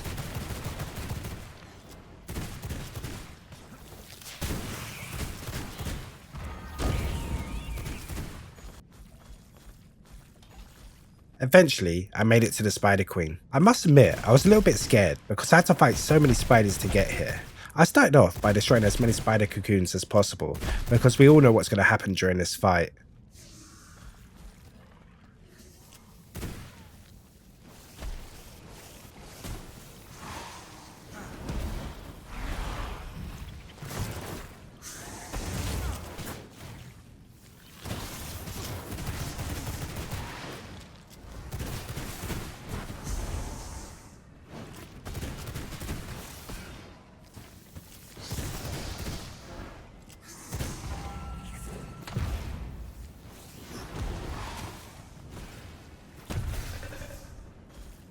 I need that. How? Oh. Did not mean that. I was right. This turned into pure chaos. There's so many spiders everywhere, man. I'm on such little health. Bro, alright, no, there comes to a point where there's too many spiders. What kind of what am I supposed to do here? Just keep running in circles. Just keep running in oh no. Come on. Just keep running in circles. Get my health up.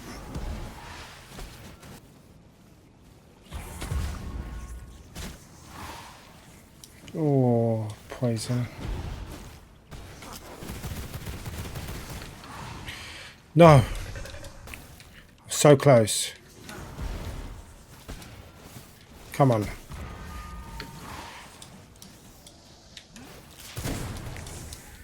Oh my god. That was absolute chaos, by the way. I'm so glad. That soldier ability, by the way, that Death Knight is so good. I literally just run in circles and let him do everything. And then for that, we can turn into a spider. And we can make silk. I know. You want to see the spider form? Oh, you can dig underground. By day 90, I was ready to head back to base to start prepping materials for Dawnthorn armor. I started at the loom by turning my silkworms and cloth into silk. I then went to the tannery to turn pristine hide and mutant grease into pristine leather. While that was doing its thing, I finally decided to upgrade my castle heart to level 4. Right, dark silver ingot, power core, primal blood essence. Don't have any of that. I then dominated the halls because the game told me to, and the horse was right there. Ooh, that's cool. Recognize my power. I then made a pair of teleporters. Now I can go up and down with ease. Nice. To end the day, I converted my first Gloom Rock prisoner. I guess he'll be carrying that jug everywhere. Ah, I forgot to make spectral dust, so I filled the advanced grinder with scourge stones and ghost crystals. Okay. I then waited around for ages for silk and pristine leather. Alright, I think we finally might have enough. Let's see. Look at that. Calculated. Look, it takes 1 minute and 10 seconds just to make one piece of armor. Like, they need to like drastically reduce times. Alright, it's finally here. I get a 8% movement speed bonus and gear level increased by 1. Gear level 67 now. I started day 92 by collecting my servants' rewards. Enjoy this silent film as the audio is unusable because my dog kept barking. I then awoke my first Gloom Rock hunter. Let's just call him Nah. I probably should have picked an easier name. Anyway, I kicked him out with my old gear and sent him on a hunt. I sent Nah to the pools of rebirth for some mutant grease, and sent the other servants to the usual spots. I then went to look for my next feed blood target, Wilfred the village elder. I ended up at Graceful Village. It was my first time here. It seemed peaceful as there was only villagers and workers living there. I decided to wait for nightfall, as I thought the fight would have been easier. Alright, let's go. Oh! Okay. I started off by doing major damage to him.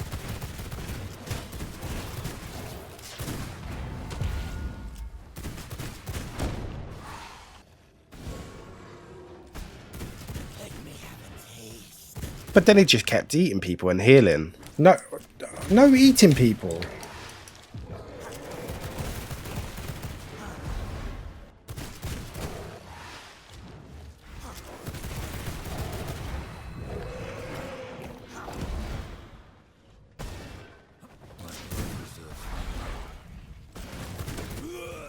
Yeah, nice. And we can make a better bag now, which is great. And that gives us max health as well. And 10% resource yield. That's going to be so good, I think. Oh, there's more werewolves now. Okay. Oh, there's werewolves everywhere. I then headed straight into the Cursed Forest to fight my final 2 3 blood bosses of Act 3. First I started with Albert, the Duke of Balaton. He's got a little crown on his head. It's kind of cool. Yes, target that. Big damage. Whoa, you can't just spawn 2.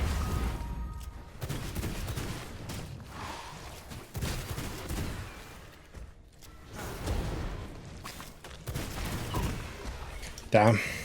That's probably the easiest fight I've ever had. Alright, so we can now be a toad. And now we can make coins, which should be helpful, or would have been helpful about 20-30 days ago, but we move. Got one last boss of this act. Oh, he's nearby. Did I just go straight for him? I decided to farm up some Banshee as I waited for nightfall to hit. And then I got jumped by this thing. What are you?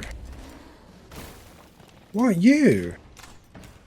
No, don't go for me. Look, look, look, look, look. All these yummy souls here. And here we are, the final boss fight of this video.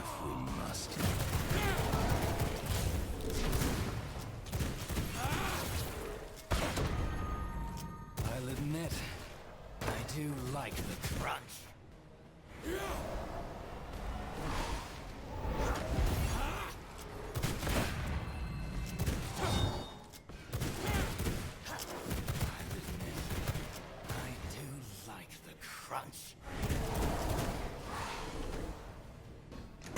Bro, how many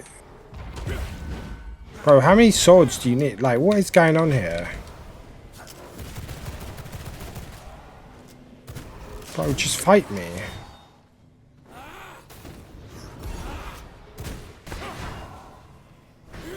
Bro, look how many... What is going on in this game? Like, some fights are just so easy, and some fights you don't know what's going on. You have too many people. Come on. Okay, let's go. First attempt. Let's have a look at what we got. So I can make an anvil now for crafted weapons. I can make an advanced furnace. Need loads of radium alloy for that. And dark silver ingots. Let's craft weapons, armor, and jewels. Produce that advanced furnace. Nice. So that's Act 4 complete. Well done to us. This is the last act till we complete the game. Now that Act 3 was complete, I headed straight back to base. I started off by making a pristine leather bag. This gives me an extra 2 inventory slots, more silver coin carry immunity, an extra 8 max health, and a juicy plus 10% resource yield. I then made an anvil. It had all the same weapons, just their dark silver versions. I couldn't make anything yet, but it was there for later. I was running out of space at this point, so I rearranged the room a little bit before finally placing down an advanced furnace. I need silver ore and spectral dust to make a dark silver ingot. Since I only had a few days left and didn't see the point of starting a new act, I decided to spend the rest of the 100 days expanding the base. I started with the forge room first, as I started to run out of space. Well, this is the new forge room. It's quite spacious at the moment, but yeah. And finally, I had room for one last adjustment. I moved the library room upstairs. Alright, this is the new library room. It's upstairs now. It was downstairs, but yeah. Welcome to the world of vrising, where I've spent not 100, but a full 200 days surviving, battling, I might have made a mistake here, and ruling as a vampire lord. Get ready for some more chaos. I'm sorry, you've won the fight. Here you go, have a little friend. And epic boss battles. I didn't know I was playing Donkey Kong. To fight the legendary vampire Dracula. The powers you bear belong to me. Join me as I relive the highs. Yes, I finally beat one. It's been so long. And many lows. 4 hours straight. I have not beat one boss. I've practically done nothing. So, of my 200-day adventure. I started day 103 by tracking down Magnus, because I had absolutely no idea where to start. Alright, so let's go and find Magnus. Our levels are matched. This should hopefully take me to the right spot. I'll get a better cloak, So yeah. Through some Sherlock Holmes level deduction and a bit of random guessing, I finally had a clue where to go. Now, I'm going to assume it's over here, right? Because we need silver. This is called Silverlight Hills. It's the only area we haven't been to apart from Gloom Rot North. So I'm going to make an assumption that it's here. Cheers, Jeff. I arrived at the entrance of Silverlight Hills, greeted by the usual hostile reception. Even other vampires seem to relish every chance to end my bloodline. Seriously, I have no allies. Scratch that, I have no friends.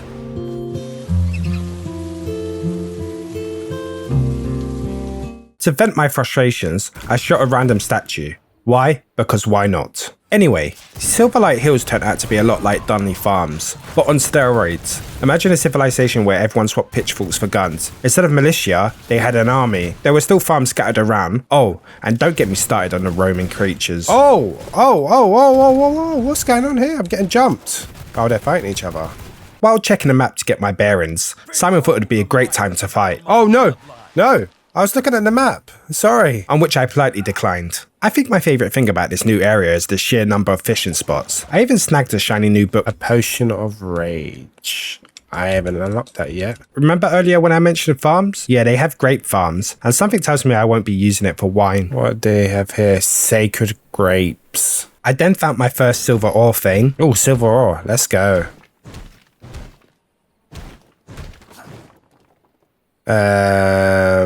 Okay, we have a problem again. Yeah. The problem is I did not make or drink a silver resistant potion. And considering the place is literally called Silverlight and I need silver ore, you think it would be obvious, right?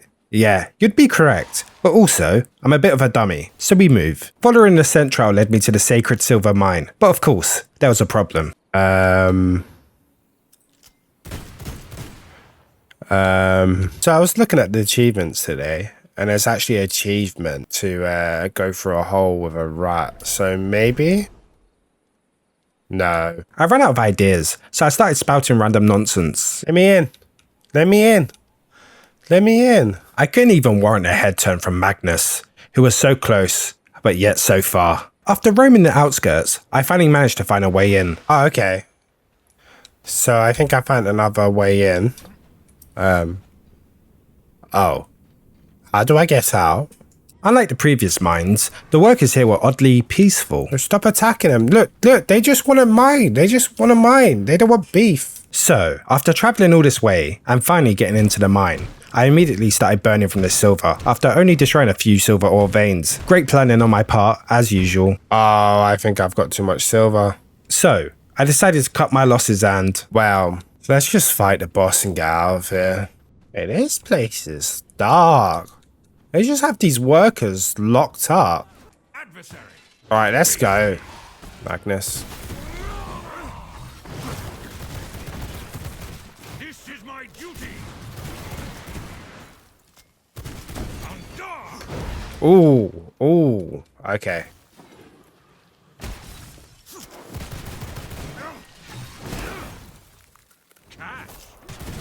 Oh, they're back in my beef.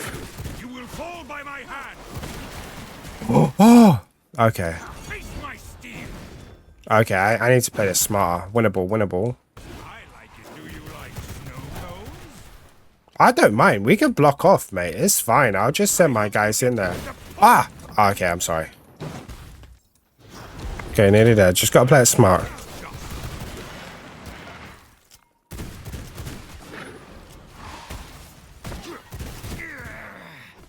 Damn.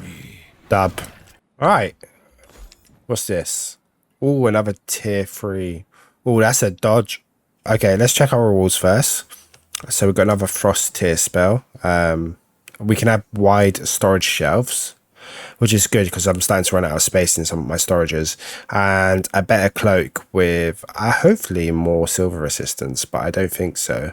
Alright, so I'm carrying silver right now, but I'm also not like losing health. I'm regenning it quick enough. Following my victory, I opened the gate that had been blocking me earlier and headed back to base to smelt my new silver ore. Of course, I couldn't resist a quick detour to the vineyard to raid some grapes. Strangely, they had no garlic defense systems for their farm. Maybe they thought vampires don't appreciate fine wine. 134? Okay. I was starting to wonder why my health was holding up, until I realized, oh, I think because I've got a creature blood type, it's increasing my health regen. That's why I'm like able to hold this bit of silver without dying. Then I ran into what is becoming an annoyingly familiar occurrence. What are you doing here? Why are you at my base? I started day 103 by smelting my newly acquired silver ore. Progress feels good, and while we wait for that to smelt, drop a follow and leave a like. It massively helps out a small channel like mine. While checking my inventory, I realised, I've also picked up my first flawless topaz. Didn't even realise. I guess that's a new gem type. Next, I crafted a vampire horse saddle. I had a feeling I'll be using a horse a lot more. Silverlight Hills wasn't far from my base, and let's face it, walking is for peasants. I then made a phantom veil cloak. This gave me an extra 6 health and an extra 15 fire and holy resistance. I then picked up 2 silver resistant brews that I already had. I was cutting corners by not making them, and this would come back to bite me later. Finally, I had enough dark silver ingots to make dark silver pistols. I know, I've become a one-trick pistol merchant at this point in the playthrough, but they are just so much fun to use. How long is that going to take? 2 minutes and 21 seconds. Alright, so they're done. Here are my dark silver pistols. They're actually better than my regular pistols, who would have thought? Do they all have the same abilities? They do. I then combined them in the Ancestral Forge for that juicy upgrade. Weapon level 23. This brought me up to gear level 70. I started day 104 by chucking a saddle on my horse and headed back to the sacred silver mine. It was time for a run too. I just realised this is the first time I've like proper used the horse, and it's probably because like 1, there's no TPs, haven't found a cave, and 2, it's such a quick journey to my house that I don't need to use the TP. I can just use the horse and it'll be quicker. I honestly thought I was safe while riding my horse, but boy, was I wrong. I went flying off my horse and got jumped by an entire army. Guys, I'm gonna say it. I've lost my horse. Okay. Oh, and just like that, I became a wolf main again. Anyway, I finally made it back to the sacred silver mine, only to realise, is the gate closed again? So I went round the sides again, popped a silver resistant brew, and started mining. Wait. I see loads of rats here. Oh, it's a rat hole. Let's go. This place was filled with loot, with multiple chests, smashable boxes. However, I quickly became silver sick. Even with the potion, I could barely carry any silver ore. This is quickly becoming a big problem. What? I'm still getting the debuff of carrying silver. It only increases my silver resistance by 15. I had the ingenious idea to disguise myself as a human to avoid mass fights. Clever, right? It was going well until my greed took over. Wait, what? I thought I was disguised.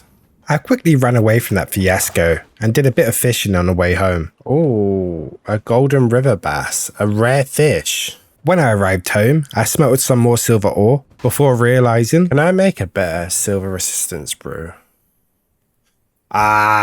See, this is where I've gone wrong here. Yep, like a total dummy, I could have made a better silver resistance potion and added an extra 35 resistance. It's only been 5 days, I already look like an idiot. To end the day, I made a dark silver axe and mace. I'm going to keep the old tools for weapon upgrades for my servants. Gotta keep the minions happy and well armed. Alright, after 10 years, this is finally done. Nice. On day 106, I decided to go for my next V-Blood. Alright, so who do we want to go for next? Let's go for you because you give a better necklace. Yeah, okay. Tracking Baron led me to the Brighthaven Vineyards. Okay, so let's do this. The weekend. Enfin, il est arrivé.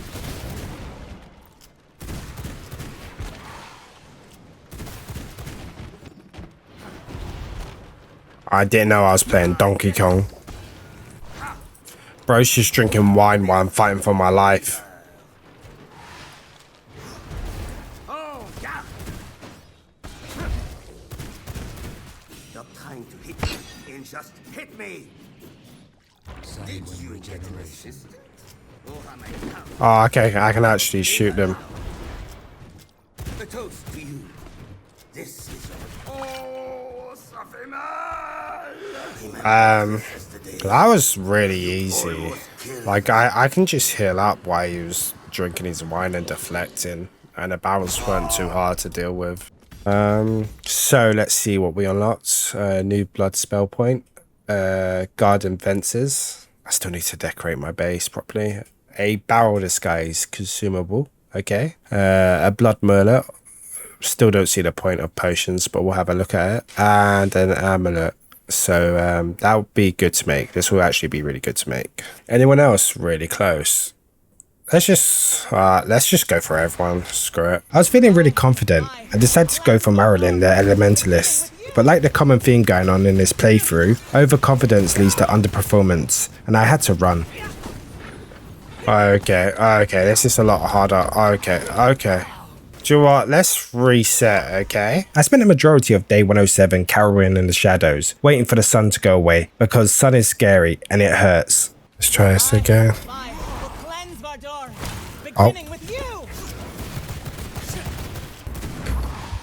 Alright, we've got the fire. It just keeps going. Okay, this is already a joke of a boss fight. What am I supposed to do here? Please tell me what element that is that allows you to duplicate yourself. I want to know. 113 damage. Okay. Well, this is a bit of... I will end you. I can't even hit her. Oh my god.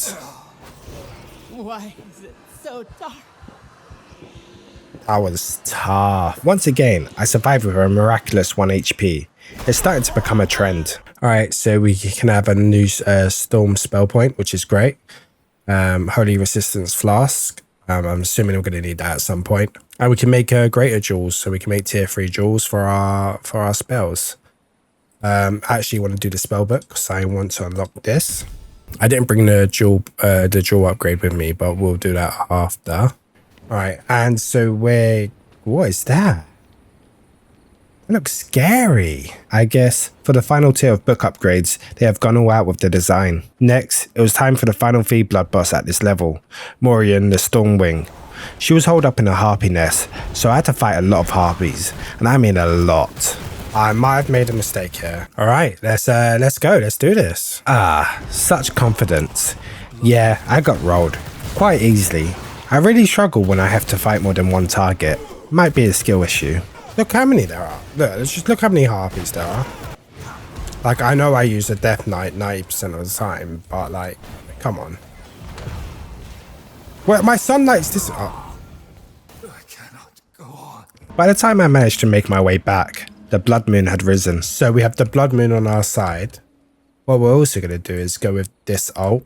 I changed my ult for a lightning typhoon because I need more AoE damage to deal with all those harpies. Okay. They're all coming here.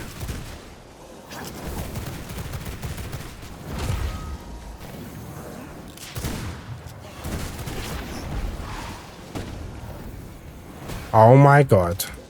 And then we pop her out.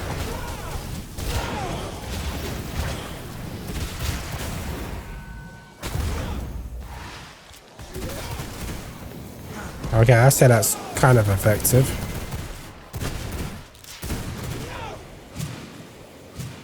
Okay. Moran uses Wild Wind. Like he's a bloody Pokemon. Give me that. Oh, this is easy. Imagine losing to you.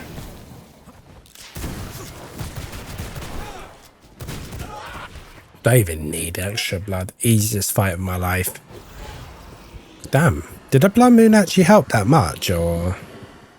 So we can now make flawless gems through regular gems, I believe.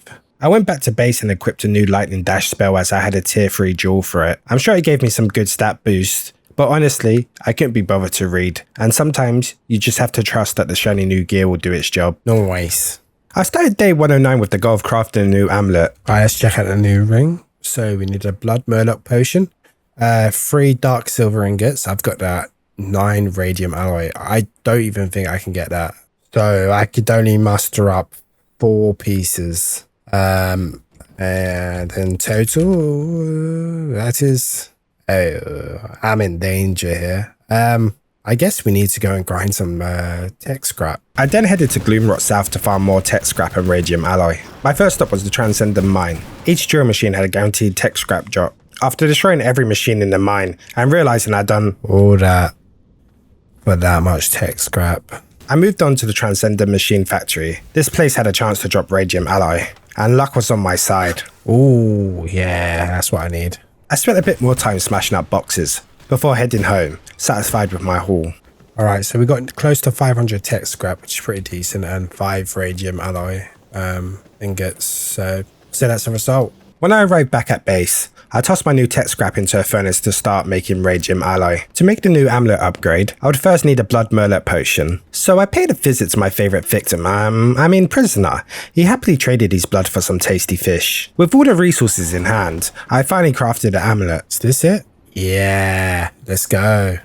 Oh, gotta wait a minute and 10 seconds. Standard. Gear level 74 now. That's 4 gear levels. Okay. I think I want to go for the doctor next, purely because of this. I'm not even going to attempt to pronounce that because I don't have a clue. But this will be quite good because we've got quite a few books and schematics to research. Tracking Henry Blackbrew, the doctor, led me to Gloom North. It honestly felt like I was back in England with the constant rain and thunder. Lightning protector. Okay. I was just going to chill with you guys. Okay, let's go. No. Do you know what? Yep, that was stupid. Oh no, I haven't been recording the whole time. Well, we beat him. I'll try and insert the fight here. Now, I messed up badly. After I died, I hit the stop record button just as the new day was starting. I forgot to start the recording again and didn't realize until after I beat the doctor. So here's me fighting him again. Alright. Oh, I gotta stop doing that. The power of God at my fingers. Your interference is fruitless. I think I bugged him out. Don't touch me, vampire insect.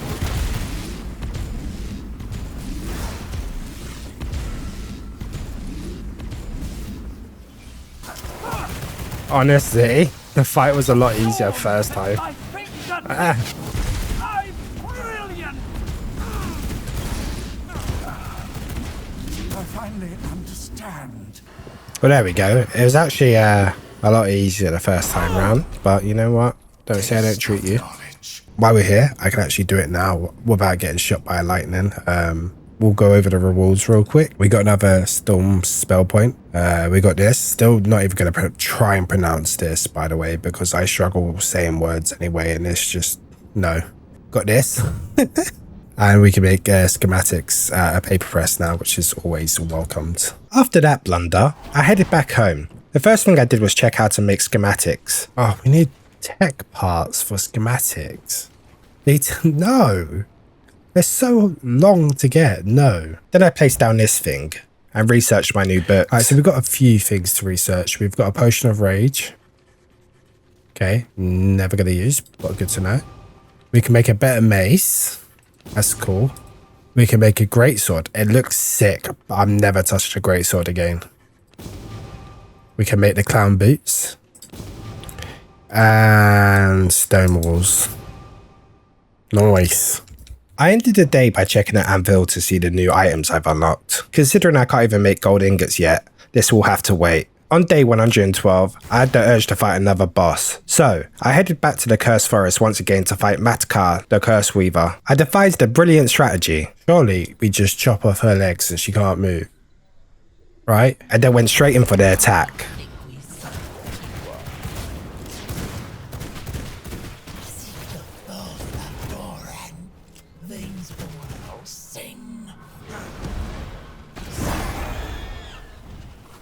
You just turned me into a pig. Run! Run, piggy. What am I supposed to do? Run, piggy. Run, piggy.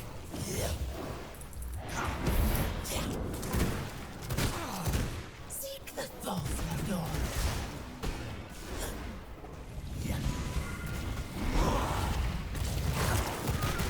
Bones of the kings being mine.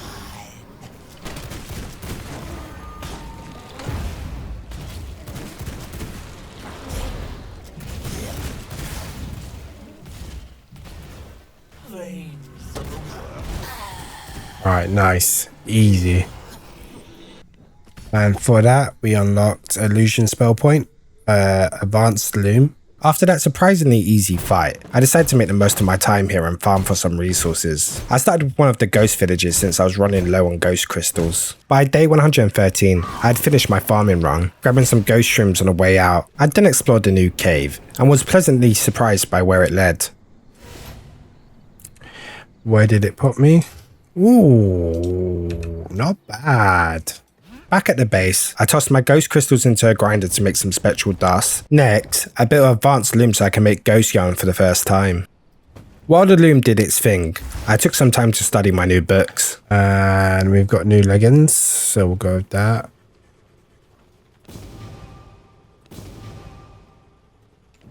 Nice. Normally I would wait until I get like matching clothes before I invest in a gear set, but I don't really have a choice with all of them gear levels higher than me and it being a tough fight, so let's just go between these two. I'm going for this one for its potential weapon cooldown rate, which really interests me, and I'm going for this one for spell recovery cooldown rate, which also really interests me. This brought me up to gear level 75. I then decided now would be a great time for some base renovations. The lack of storage space was starting to annoy me, so I started by upgrading the alchemy room. Let's go something like that. To save you from boredom, let's just say I did the same for all the workshop rooms. Nice. Feeling resourceful, I decided I had enough radiant alloy to spare, so I made another teleporter. This time it connects my workshop building to the main castle area. Nice. Next, I created a natural fish chest. Yes, a chest solely dedicated to fish. To complete the room's look, I put up some prison wallpaper. You could say it really tied the room together. I'll see myself out. I then added a music box for vibes, but was too scared to play anything due to copyright. I then finally made a dedicated storage for weapons and armor. Before finally, to complete the storage upgrades, making a chest specifically for all my hard-earned coins. I used to build a little vault like Scrooge McDuck, hide all my money in there and just like chill, looking at it all day. That'd be great. I started day 116 by placing down some decorations to give my place a proper library theme. We'll add that there.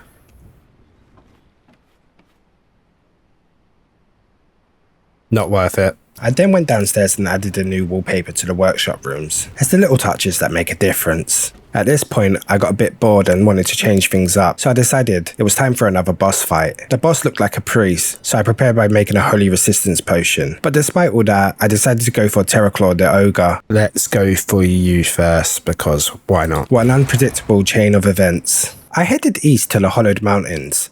I had a feeling the boss would be in a frozen cave, as it was the only area I hadn't explored yet, and I was correct. I'll wait for you to finish up. You know what they say, never interrupt someone while they're eating. As usual, my first attempt led to a strategic retreat. Okay, I think I'm actually gonna run. Yeah, you stay there, mate. You chill. Oh, is he stuck? Oh, no. Alright. Do you know what? I'll be back in like 30 seconds, okay? My second attempt was so close, but I died. So close. I should have used my E ability to avoid the attack, but I suck. Determined, I went back for my third attempt. And you know what they say? Third time's a charm.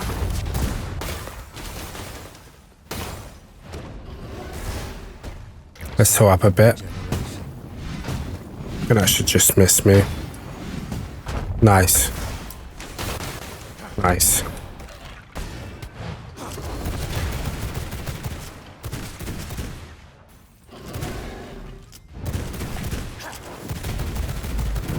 Oh, yo. Worst timing, mate.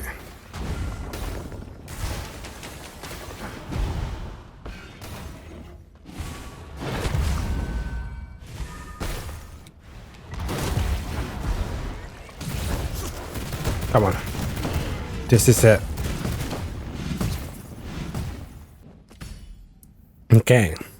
We can now make an advanced tannery, so we'll see how that goes. Following my victory, I went home and made an advanced tannery. Bat leather. I've never seen a bat in my life on this game, I'm not going to lie. And yeah, we can't even make that. So, tub. Scammed. Feeling ambitious, I then headed northeast back to Silverlight Hills to find Azrael the Sunbringer. This led me to Brighthaven Square. I had a brilliant idea to disguise myself as a human to blend in. I'm just a regular dude. Oh my god, it's working. Everything was going smoothly until I got blocked by the pillars of holy radiation. Okay. So I found a quiet corner, popped a potion, and made my way through. However, there was a paladin guarding the door who could see right through my disguise. So much for blending in. Hello, good sir. Oh, of course you could tell.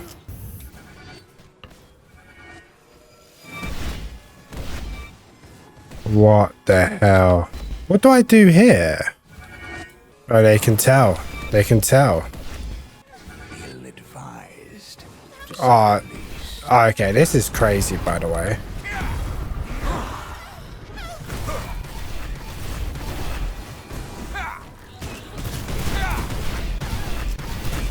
I just hope he ain't got enough HP.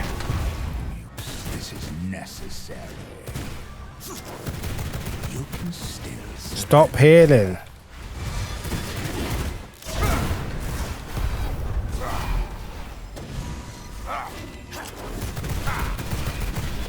Oh my god. I don't know what's happening, by the way. You can still. Alright. Honestly, I thought I was cooked, but actual easy fight. I thought I was cooked at the beginning, to be honest. Ooh. Ooh. Nice. Nice. This is actual really good. It does something. I'm assuming it's better. Alright, and let's look at our rewards. We can make better carpets. Yay. And chaos spell point. That should sum up that fight. And we can make gold ingots now. Already. Better ingots. Let's go. Game's moving quick. While I was still in town, I decided to check out the local sites. I attempted to be peaceful, but a cleric had other ideas. Just knew it. Just knew it. Just knew it. After committing mass murder, I visited the vendors to see what they were selling.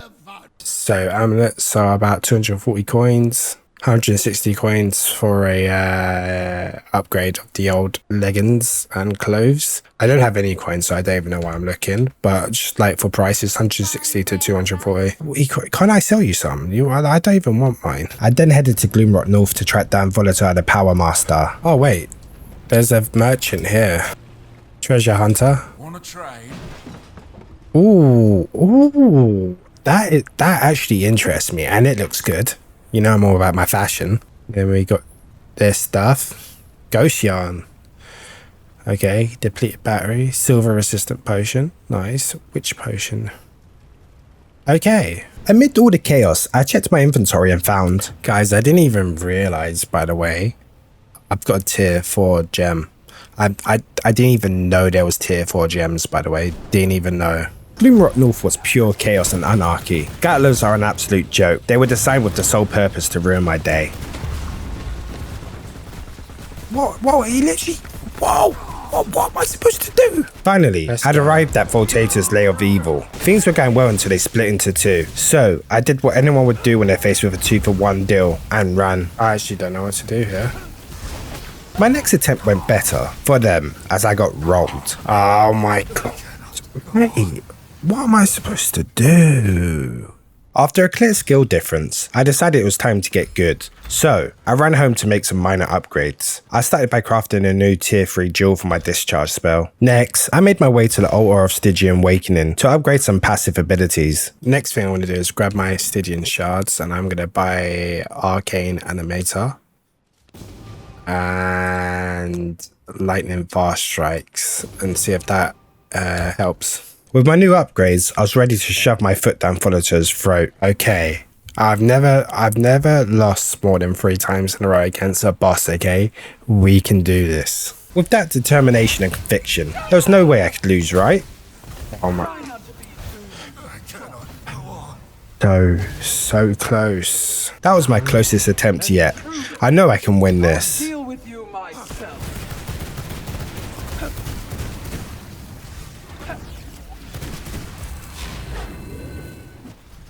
Try not to be too shocked.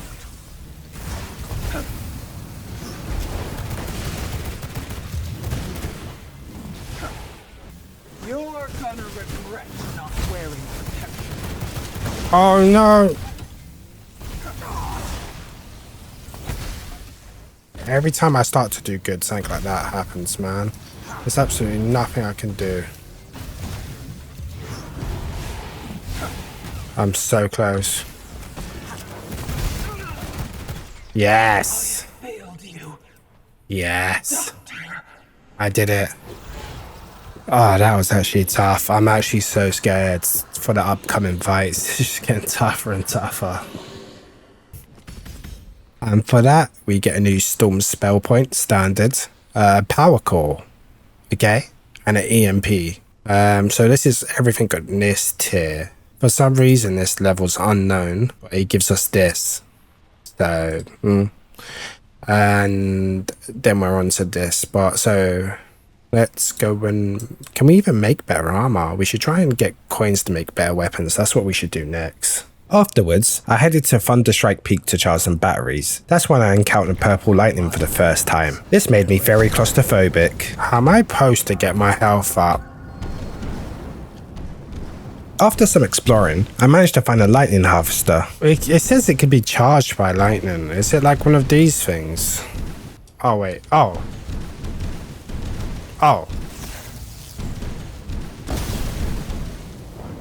Overloaded, okay. At this point, gattlers were really starting to annoy me, but this made my day. Where are you? Come here. Don't run away. Oh! I charged up another 10 pack of batteries before heading home. I wanted a more flexible servant lineup, so I terminated Madison and Duke. Don't worry, I took their gear first. Next, I converted a sentry officer from Gloom Rot. Okay, let's convert you. You become a Gloom Rot hunter, which is great because I need to send you there to do stuff. And military tactics as well, which is also great. This is all needed stuff, guys. Finally, I converted my first Silverlight Hills soldier. So you have a tracking expertise, which is great, and you're a Silverlight hunter, which increases the amount of loot secured from successful hunts in Silverlight Hills by 20%. So this is like great stuff. This is why I wanted to switch to servants around, because I had too many Dunley hunters and humble appearance servants. It was great for them, but I need bigger and better things now. I ended the day by learning how to make Sanguine slashes. I started day 123 by making some power cores as I wanted to upgrade the castle heart. Next, I made another advanced furnace and used the gold chains and sulfur to create gold ingots. With the power cores ready, I upgraded my castle heart. Alright, so we can upgrade our castle limit now. My stronghold has become more And we unlocked the Eye of Twilight, wherever that is. Recognize my power. So I can make an Eye of Twilight. Well, I've unlocked the ability to make an Eye of Twilight, and it's essentially kind of like this, but it lets you track soul shards. It's a bit expensive to make at the moment though.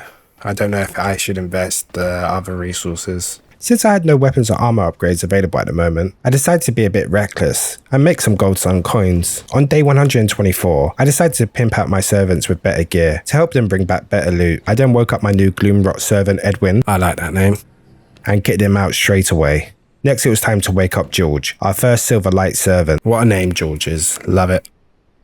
I tried to send George to Brighthaven Square, but he was still too weak. Doesn't even stand a chance. My goal was to start sending these servants to places where they could farm their own gear upgrades. But alas, it was 2 in the morning and I needed some sleep. By day 125, my servants had returned. Easy loot. We got from me Barney, a bunch of iron. You Harold. Oh, 27 silkworms, it's okay, and a book. I was most excited about the silkworms. They were annoying to get, and I needed a lot of silk to upgrade my servant's armor. Ooh, 60 silkworms, we take that. Bunch more iron. Ah, a bunch more silkworms. I think that was definitely the strat to like go for silkworms. Now I can make better armor for them. Are you wearing a COVID mask? No, you just got a white beard and a bunch of tech scrap. Nice. I then made a lot of silk. I started day 126 by collecting my coins from the fabricator. So let's go shopping. I think I have just the thing for you. So we've got Shadow Moon boots already. We can go for Shadow Moon leggings, but we've already got leggings. We have got that leggings. We could go for that chest guard. We haven't got a chest guard for that. Is this the one I wanted? Yeah. Yeah, I think we can go for the chest guard, so that could be very good. We've already got boots. What does boots give us? Yeah, we'll go for the chest guard for now.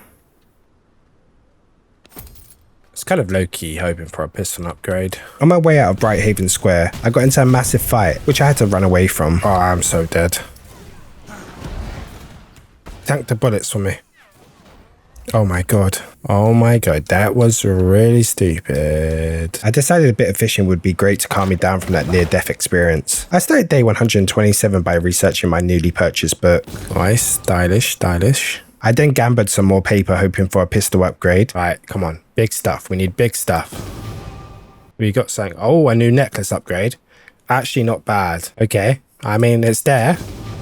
Scholar boots. Okay. Okay. Alright, we can't do anymore. Next, I crafted a new chest plate. This beauty gave me an 8% spell cooldown recovery. It brought me to gear level 71. Feeling confident, I decided it was the perfect time to fight Simon Belmont, especially with the blood moon on my side. I'm not sure what was happening, but the clear skill diff and his goofy attacks sent me over the edge.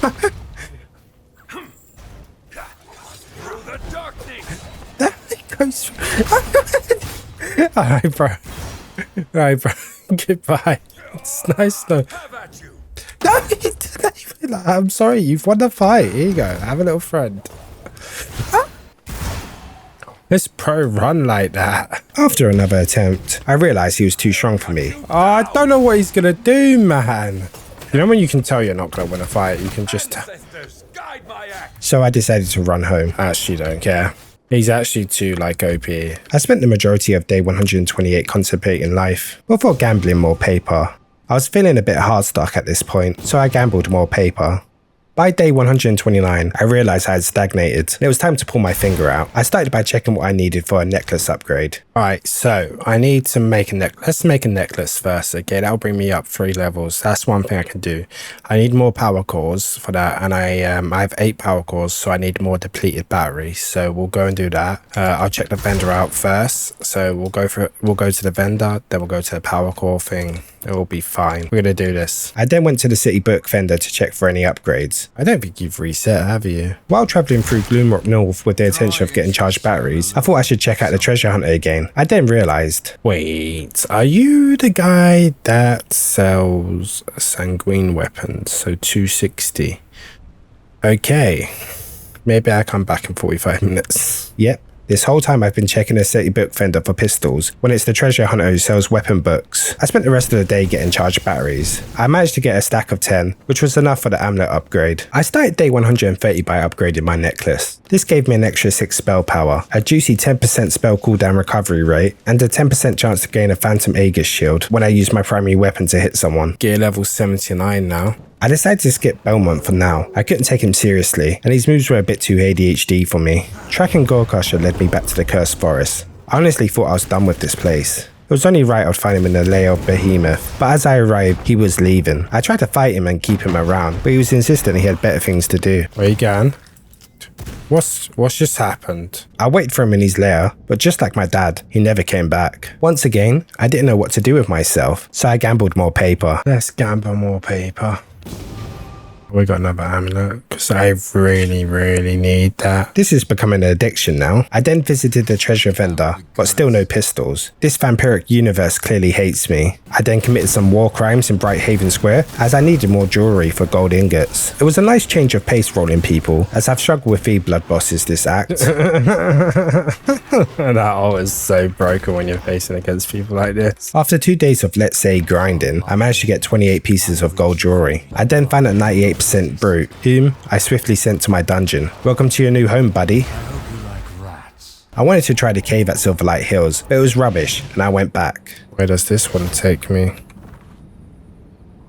Oh, I don't really like that. By day 133, I had arrived back home. I put my gold jewelry in a furnace and then gambled more paper. What we got? Shadow Moon gloves. I then upgraded my gloves. Even though I didn't have a complete set, I had at least upgraded every piece of armor. Didn't actually put them on. Gear level 80. I started day 134 waiting for the shop to refresh. Riveting, I know. Please. Please. Please. No. No. I've had enough.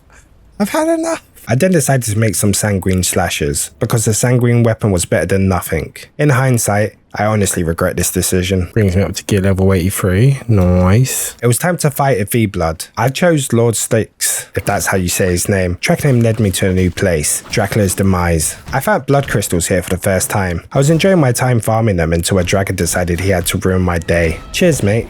Whoa, whoa, whoa, whoa, whoa, whoa, whoa, whoa. Go. Come on. I haven't defeated a boss in so long. Let's go. Start you off there. Start you off there.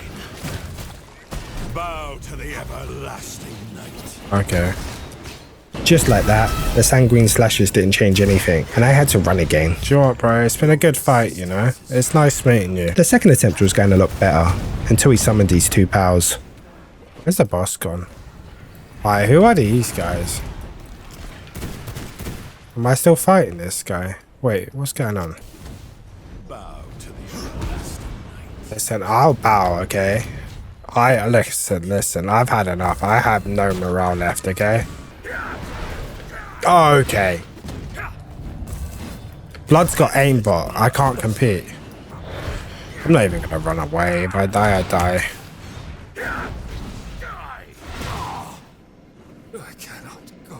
So I've got a great idea about how this session's gone today. I've played for about 3 hours. 4 hours straight. I have not beat one boss. I've practically done nothing. So...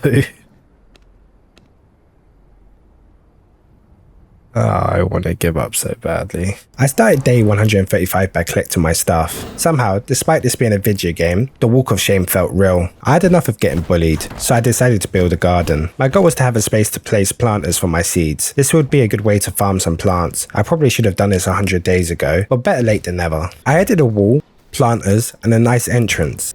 It's like HGTV, but for vampires. Once all my seeds were planted, I headed back to the alchemy bench to make more dust coolers. As I was running out, on day 138, I visited the treasure hunter again. In my head, the only way to progress was Sanguine pistols. Show me what I want. Yes, finally. Oh my god. Alright, no longer washed, okay? No longer washed, we're gonna win our fight. I headed straight to the library and studied my new book. Alright. Thank God for that. I realised I didn't have enough resources to make the pistol, so I brewed up a silver resistance potion and headed to the sacred silver mine. Look how depressed they look when they can't mine anymore.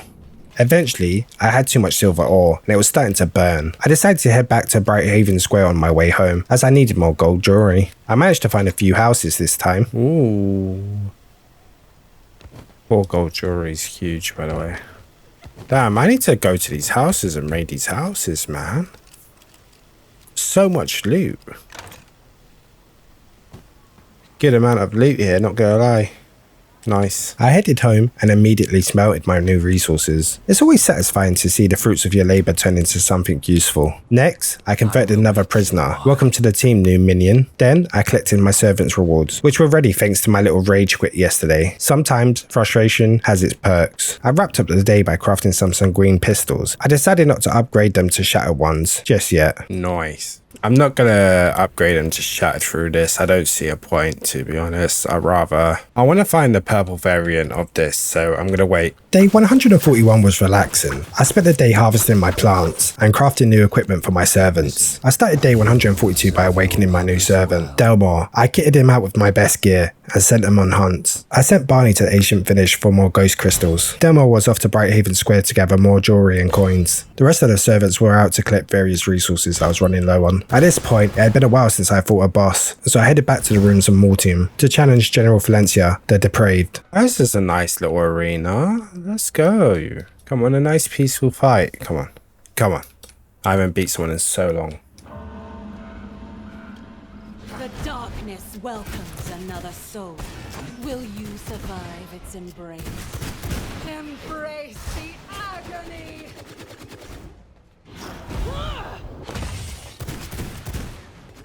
Oh, that was stupid. Oh my god.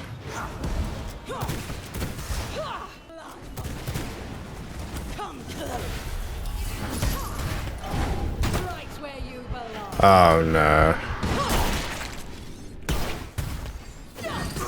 It was my first attempt, and half of the challenge is learning the boss patterns, so I tried again. Drink in the despair of your And again. I just don't know what to do anymore. scream. Your suffering will be.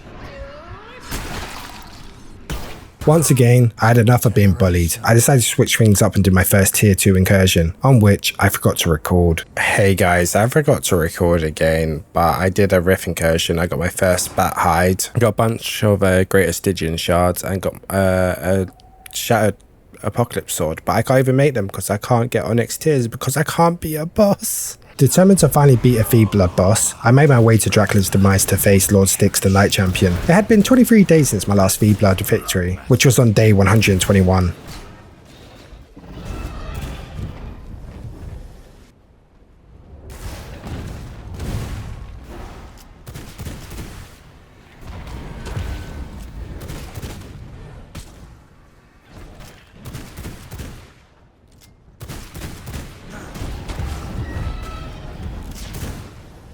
There's so much going on here.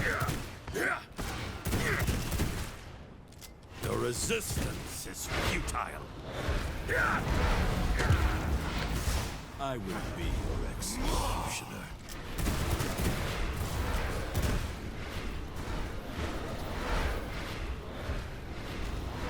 Bow to the everlasting. Come on, so close. Bow to the everlasting night. Yes! I finally beat one! It's been so long! Check the stats. How many days has it been since I last won a fight? Check it. I finally won. Not gonna lie guys, that was getting pretty depressing. We can make a blood key now, and an onyx tier, and bat form. Of course, I had to try out the bat form. Oh shit. No. It's too sunny up there. Back home, I checked out the onyx requirements at my anvil. I then called it a night and went to sleep. We need 3 gold ingots, not bad to make. A power cores, bit tricky. And a blood crystals. On day 146, I headed back to Gloom North as I needed more charged batteries for power cores. Oh. Wait, do you get batteries destroying these? I don't like the way that's exploding. Oh. Hey, this is so much quicker, what the hell? After a productive day of gathering, I had a lot of batteries to charge. Those scrap piles were a big help. With my inventory full of charged batteries, mutant grease, and tech scrap, I headed home to start making some power cores. It was time for a gear upgrade, and I crafted a full set of Melissa armor. The new gear brought me to level 84. I did another tier 2 incursion, but didn't find anything exciting. I didn't have enough time for another incursion, so I headed back home. My servants had returned with their plunder, and it was good to see them back safely. I entered the day with a bit of gardening. Feeling confident, I decided to go after Gold Crusher again, and headed back to the Cursed Forest. I stopped by a ghost village to collect some more crystals, just in case. Didn't want the trip to be a waste.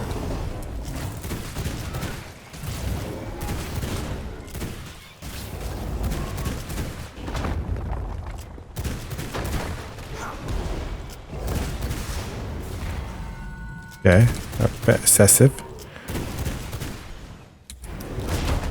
Okay, you can go through walls, my bad.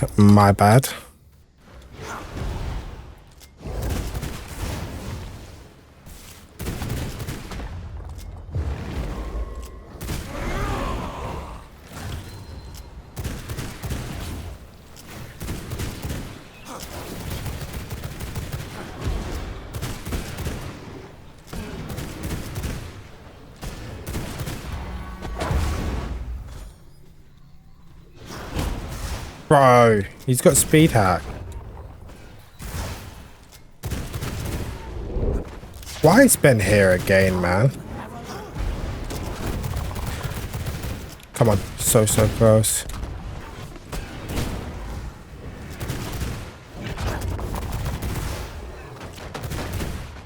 did it. I did it, guys. He's finally beaten. I mean, I did just run around in a circle with a tree and just constantly chuck my Death Knight, but honestly, sometimes you have to cheese. And I can make bat leather, and I can make a bat leather bag, which is good. Following my victory, I went around farming more materials, gathering ghost shrooms and more crystals. On my way home, I made a quick stop at the sulfur quarry since I was running low. While there, I found a 97% brute, so naturally, I had to steal them. Not a bad haul, to be honest. Got a bunch of ghost crystals. I even got some spectral dust, which is great. Some more pristine hide. I defeated a boss, so that's always great.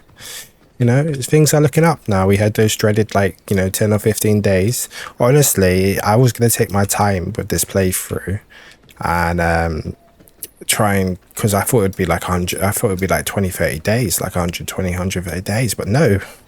On day 149, and I've still got lots to do, mate. I better get this done in 200 days. Alright, what do we need for a bag? Bat leather and ghost yarn. I had enough resources to make bat leather, so I made some. By day 152, I had enough bat leather to make the final bag. This added an extra 3 inventory slots, more silver coin carry immunity, plus 8 max health, and a juicy 25 sun resistance. Nice, full inventory now. I decided to visit an old friend. My first attempt was close, but the second attempt, let's just say it went a lot smoother. Worthy of the night.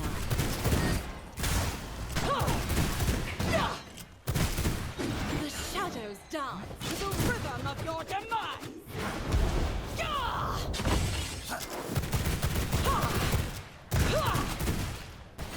Ah.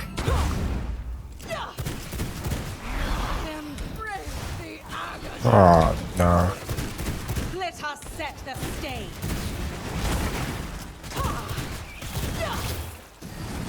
Purge the weak. No, no, no. Shadows dance to the rhythm of your demise. Come on. Oh my god, I thought I was done. I thought I was dusted when she kicked me towards the thing. Oh, that was way too close for my liking. Alright, so I get another blood spell point. That stuff. I can now make shadow weave. I don't know. Oh, to craft the most powerful armor. Okay, sick. And primal jewels, so tier 4 jewels I can craft now. Awesome. I'm onto this stuff now, but I'm not going to touch that yet because we have a tier 2 raid, so I'm going to do some incursions. While I was out, I decided to tackle a tier 2 incursion, and then another one. I was hoping for some shattered weapon drops, or at least enough great Stygian shards to buy a shattered pistol. We didn't get any legendary pistols or anything like that, it's a shame, but we got a bunch of shards, so yeah. Then, I swung by the vampire merchant to make my first purchase. Retail therapy, vampire style. Yes, I am. Alright, we just have enough for this. Let's go for that. Ancestral pistol shards. Love my pistols. Yeah, screw it. Let's go for it. I know it's not yellow. It's not legendary, but it's better than nothing. It gives us plus 11% critical strike, plus 9.1% weapon skill cooldown recovery rate. That's going to be awesome. So, according to those stat rolls, as we can see here, I think we got nice tier. Yeah, I think that's actually pretty good. Let's go back and make them. I headed back home and started making as many onyx tears as possible. It was one of the key ingredients to make shattered weapons. While the anvil was working its magic, I studied some books. What have we got? This. Sanguine axes. Very nice. With mace. I need to make those eventually. I think that's it. I think I've already got shadow moon boots.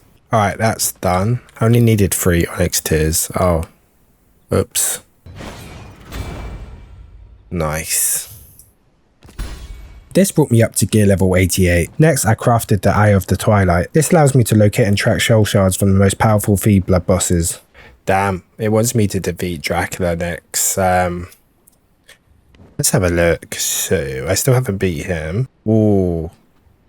I think I might get that, you know. I do love a Death Knight. I really do. To end the day, I sent my servants on a hunt and went to bed. I'll send you there. I started day 156 collecting my servants' rewards. Nice. My next target was Solarius the Immaculate. Let's do it. Let's go for this. I just hope I don't get stuck on this this level phase for ages like I did for this, I just hope. Tracking him led me back to Silverlight Hills where I was once again blocked by holy radiation. Oh. So, I went back to base, made a holy resistance potion, and made my way back to Solaris. Not much going on here. Well, this looks really cool. Okay. Never fought before. I have a feeling this is going to be a tough. Look at this, man. This is some final boss stuff. The first attempt led to a quick reset. Okay, I definitely need to reset if it lets me out. Okay, let's reset. The second attempt was a lot closer, but then he started healing and becoming invincible. Clearly, I was missing something. Wait, what was that? Wait, why did he just get half his health back? Instead of diving in for a third attempt, I ran home to make some improvements. First, I changed my abilities. Then, I brought a passive upgrade and crafted some draw upgrades for my new abilities. Of course, I had to start with the Death Knight. Finally, I brewed up some potions for combat. I brewed up a Potion of Rage, Blood Rose Potion, and an Enchanted Brew. I popped my potions in front of him. I wanted to show him that I would abuse enhancements to gain an advantage over him. I will strike you down like your sires before you, grandson.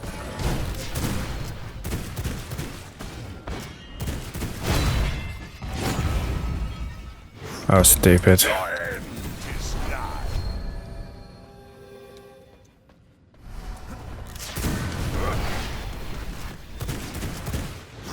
This time, when he was in his invincible healing state, I decided to focus on the angel. This turned out to be the right play.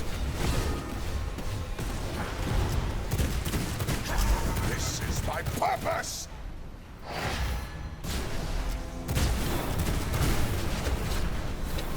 Oh my god, I was so close.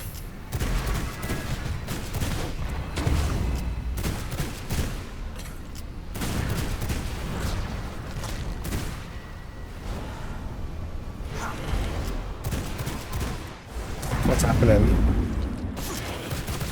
This is luminance.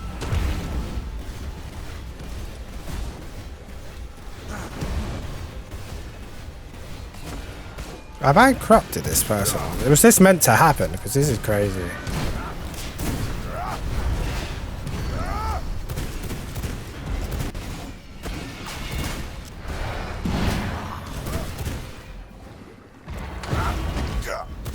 Yes, I did it. That was a lot easier. Maybe I just needed potions in the future, eh? Alright, so we've got that. Anything else really interesting? I saw something. Oh, this. So, do I equip this? Oh, I think I do. Nice. Oh, we can also make Dracula's boots now. I decided not to craft a piece of Dracula armor yet, as my current set bonus was more beneficial. I started day 158 by making pedestals of Solaris. Okay. Then I headed east to Farbane Woods to fight Tulsa the Winged Horror. I used a bat form to reach the top of the cliff where I could admire this beast. Oh, there you are. Like usual, my first attempt ended in failure, with me having to run and reset. Confident I could win, I quickly returned. Oh my god, I suck.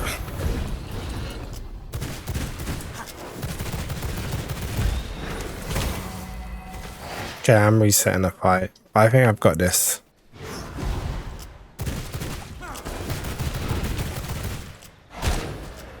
Didn't even see that. He's gonna use these ice popsicles. Okay, if it stays like this is doable, but I just know he's gonna go schizo mode. Just tell.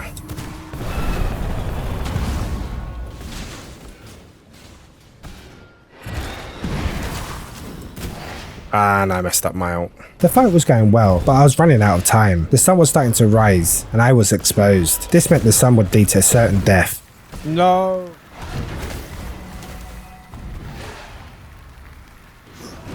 Oh my god, it took so much damage. He's so close as well.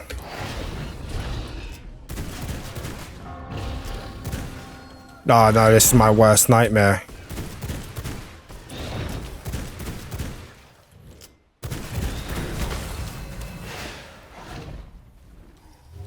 No.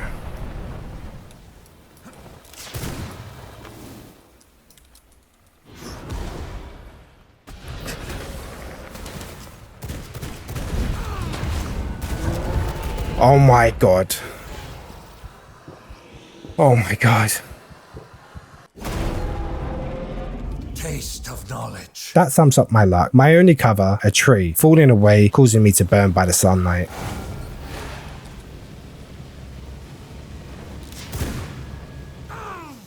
Alright, let me just check out my rewards while I'm here. So, Dracula gloves, and I've got a soul shard of the winged horror. I spent most of day 159 hiding in the shade, waiting for the sun to set. Once it did, I retrieved my items and headed home. On my way back, I ran into a 96 brute. He was eager to join my vampire ranks, and I happily obliged. Back at base, I placed a pedestal for a winged horror and gave it a soul shard. Then, I started tracking down a pre-final boss, Adam, the firstborn. This led me to Gloom North, but I was stopped by Electric Gate. So how do I get in here? Oh, don't tell me I need an EMP grenade or something like that. I do, don't I? I headed back home, crafted some EMP grenades, and returned to Gloom North. With my new toys, I blew up the first gate, then the second gate. Finally, I was in Dr. Blackberry's castle. Oh, cobwebs. Let's go. After spending a few minutes trying to get Adam to acknowledge me, okay, I found a lever that woke him up. The new age has begun. I will bring mankind to its knees. As usual, the first attempt led to a quick reset. By the third attempt, I had a better idea of what to do, but still, I died. Wow. After a few more attempts, I concluded I was not built for this, and gave up. Mate, I'm giving up. I'm running away. To cheer myself up, I decided to torture a prisoner. Then, I figured it was a good time to make some Dracula armor for those juicy bonuses. So, I want to go for the Melissa. Yeah, I want to go for this. By the way, waiting over 2 minutes for one piece of armor should be a war crime. By day 162, my new armor was ready, boosting me up to gear level 90. It says 86, but with my pistols equipped it's 90. You just gotta trust me. I then spent the next few days grinding incursions. Apocalypse, so somehow I've managed to get 2 legendaries and they're both the exact same. I spent most of day 164 farming blood crystals. Then, for funsies, I killed Tristan. I ended the day by crafting some onyx tears, just in case I wanted to make a new weapon. It was time for some more village raiding. This time, I found a god chest.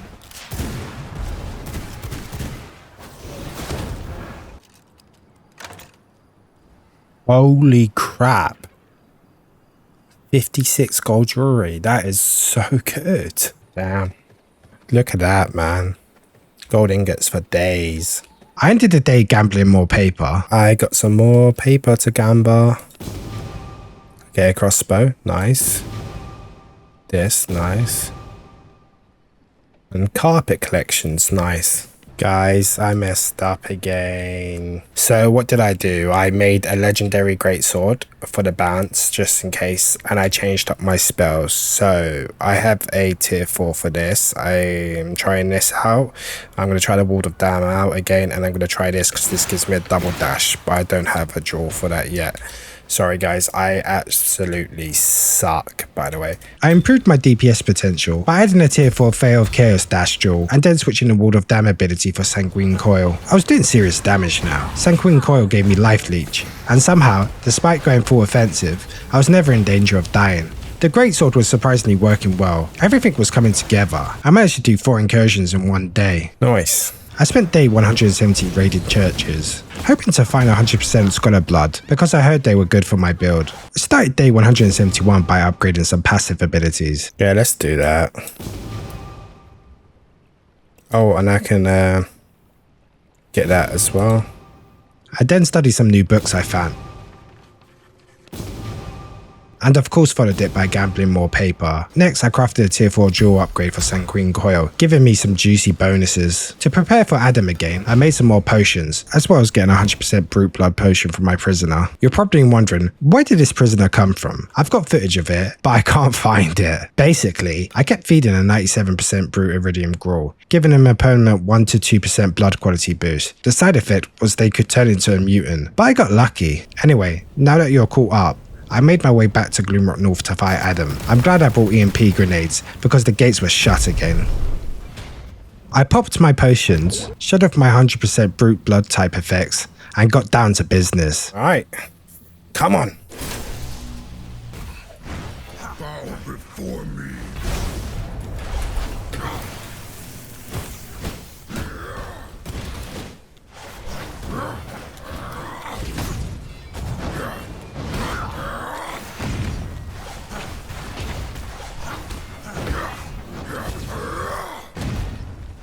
Let's get that health back. Jump out the way. Obeys my command. You should too.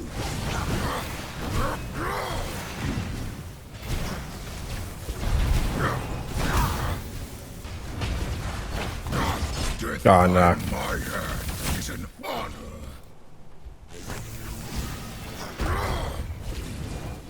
The lightning obeys my command. You should too.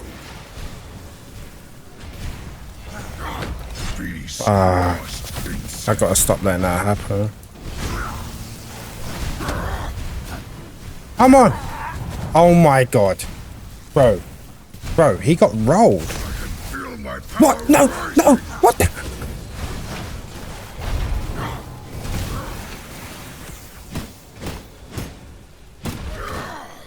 I would have not been so careless.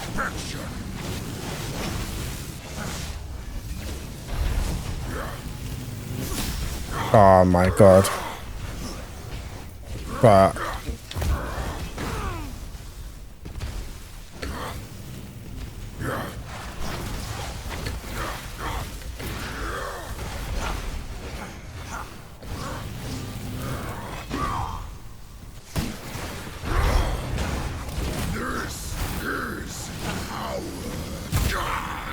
are you actually dead now? Cannot. Oh my god. Bro, I celebrated too early. There was a whole second phase. But I did it. I didn't even check rewards. I can now make Dracula leggings. Rude, guys. Just like that, we were onto the final boss, Dracula. I was scared, but also I was confident in my new abilities after that last fight. I did so much damage, but could still heal. There was no way this build would lose to Dracula, right? Well, first I would need to do some more stuff. I went home, made another pedestal to store my new necklace, then upgraded my armor. Let's go for this, of course. 2 minutes and 22 seconds. I think we'll miss out on the blood moon. This brought me to gear level 91. It was time for Dracula. I made my way through Dracula's castle and arrived at his doors, only to find it was blocked. I needed a blood key. Seriously, why does this keep happening to me? Oh. There's always something I forget. I went home, crafted a blood key at the artisan table, and returned to Dracula's castle. Okay, let's go. Hey, this is some dried up, dusty place, man. Hello. Oh.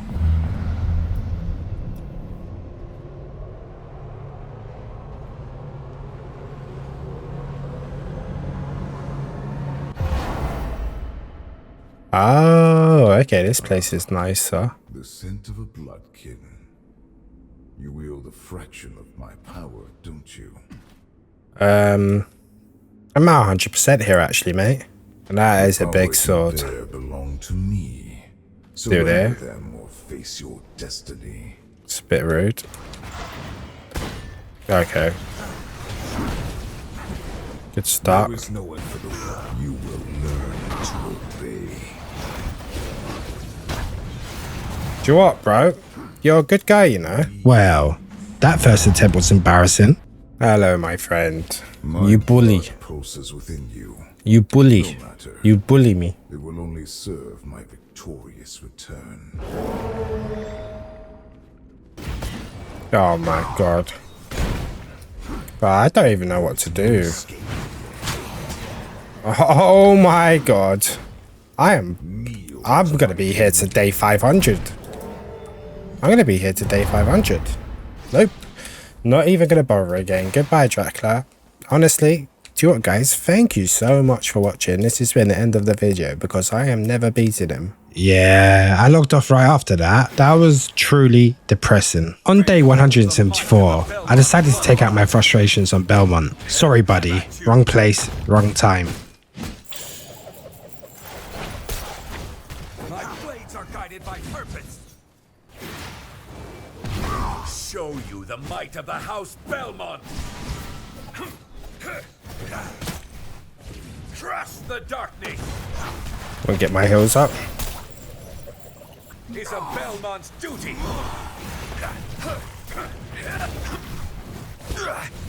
Okay, nice. Faced my destiny with valor. Only reason I wanted to fight him is because I wanted to unlock this, because I heard this is really good. And I need to find a way to deal damage where I can move and be more agile. I went home, made a Sanguine whip. Okay, let's try this out. So I can be a lot more agile. Yeah, I can definitely be a lot more agile because I then did a lot, and I mean a lot of incursions.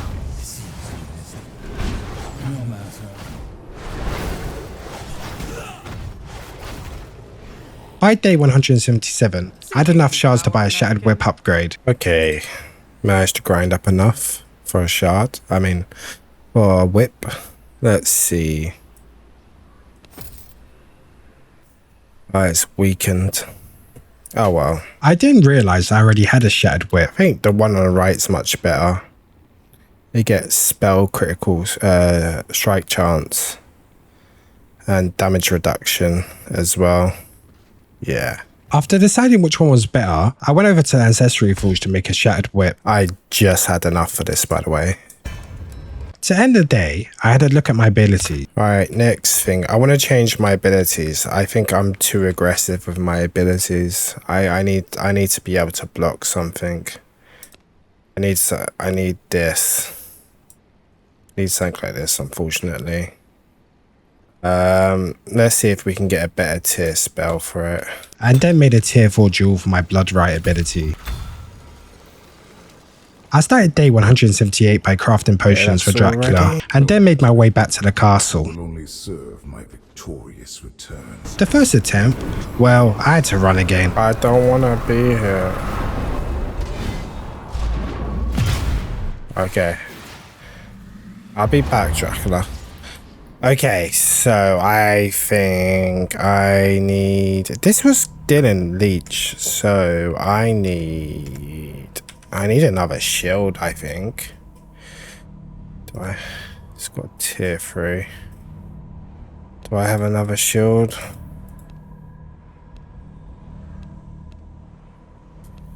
Let's try this one. Damn, it's crazy.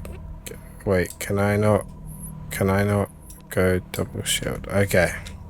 The second attempt went a lot better. I'm dead. I'm so dead. Oh, I got him so low. I ran out of blood, man. After many more attempts and coming agonizingly close. What am I? Oh, look how much HP he has. On day 180, I finally beat Dracula. Enjoyed a full fight. My first challenger in eons, bearing just a hint of my power. Let us see how you wield it. On your knees.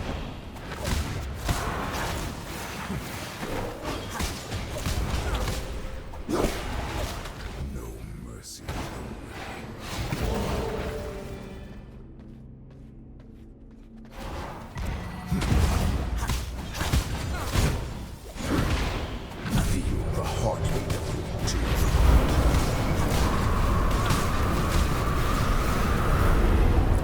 Nice, I am getting a hang of this now.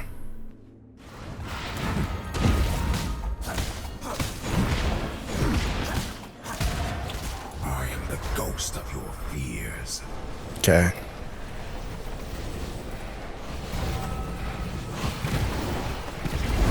Fresh. I forgot to... That is my bad.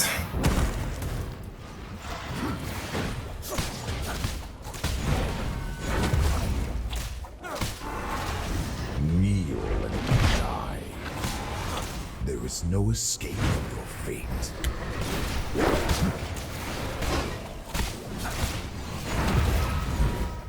In my veins flows the essence of true darkness.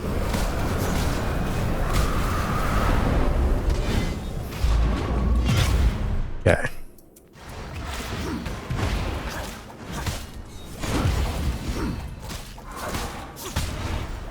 You are a shadow, an imitation, Damn, I still got max health. I am the harbinger of your demise.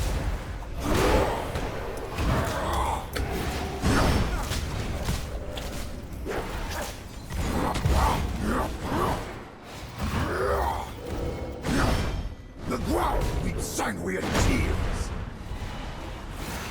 Flee from your inevitable demise.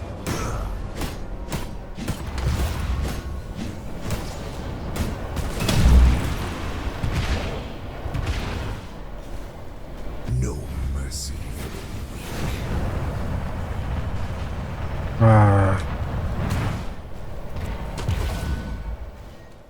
Hello. I'm the harbinger of your demise.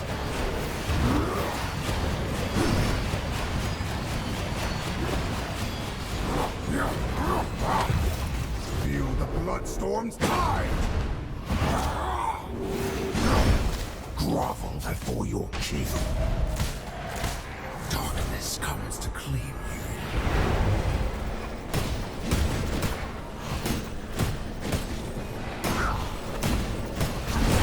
Fresh. No.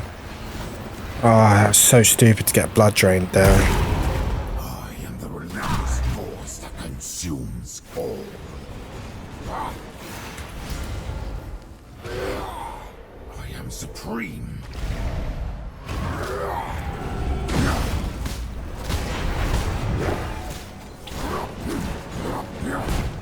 This is the end.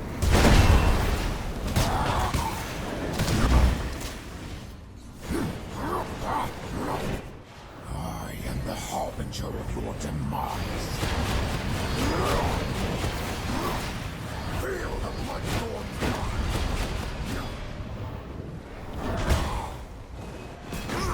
In the mist unseen.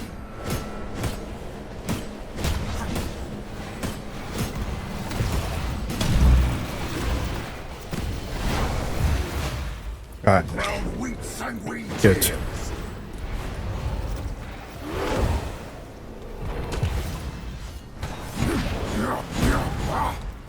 Feel the bloodstorm's tide.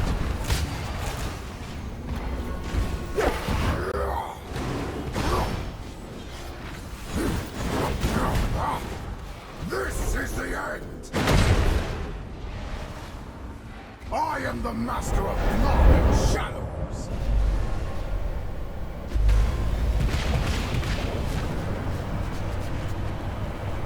Okay.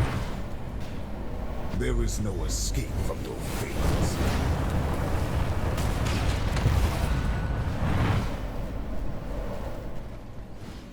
Okay. This is eternal power.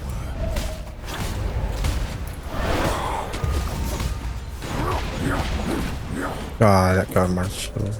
The ground weeps sanguine tears. Death is my ally. I am the darkness that devours all.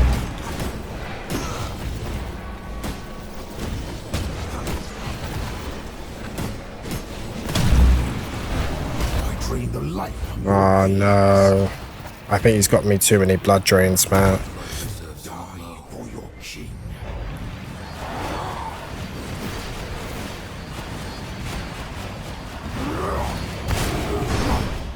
Feel the bloodstorm's tide.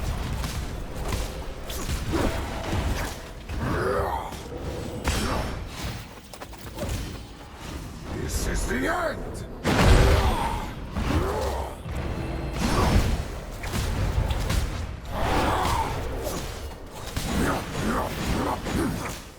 Feel the bloodstorm's tide. Within the mist unseen.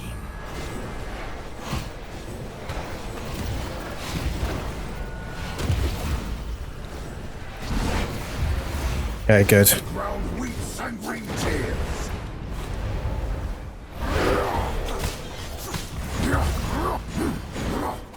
You will learn to obey.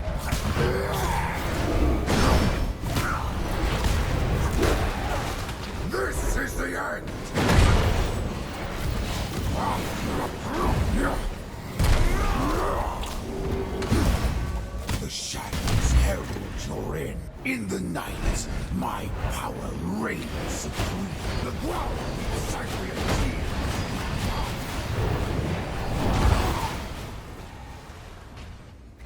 the master of blood and shadows.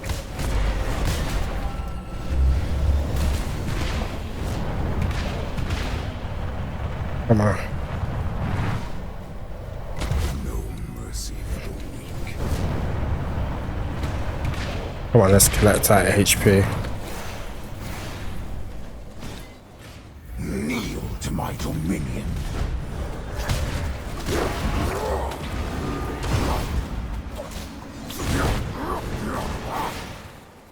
Feel the bloodstorm's tide.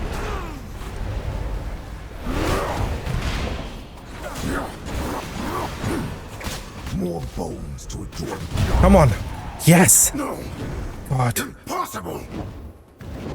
You better not. Sanguine regeneration.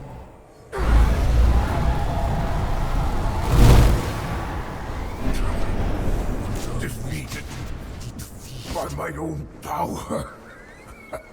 No. Could My be no my other blood's. way. Oh my God. My blood's going down. No. Please, no. Please don't do this to me. Oh. I feel stronger.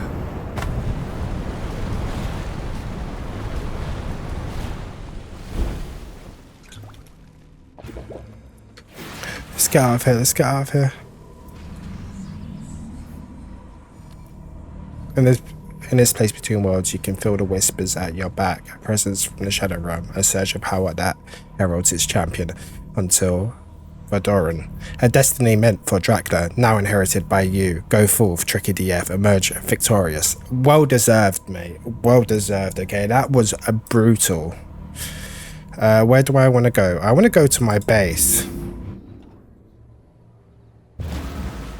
The first thing I did after beating Dracula, the strongest enemy in the game, is upgrade my armor, of course. Alright. Gear level 92. On day 182, I built the final pedestal and equipped it with a necklace. And then finally, crafted my hard-earned throne of darkness. Let's go. In all seriousness, it sucks that I can't get all the achievements because I need to defeat this game on brutal.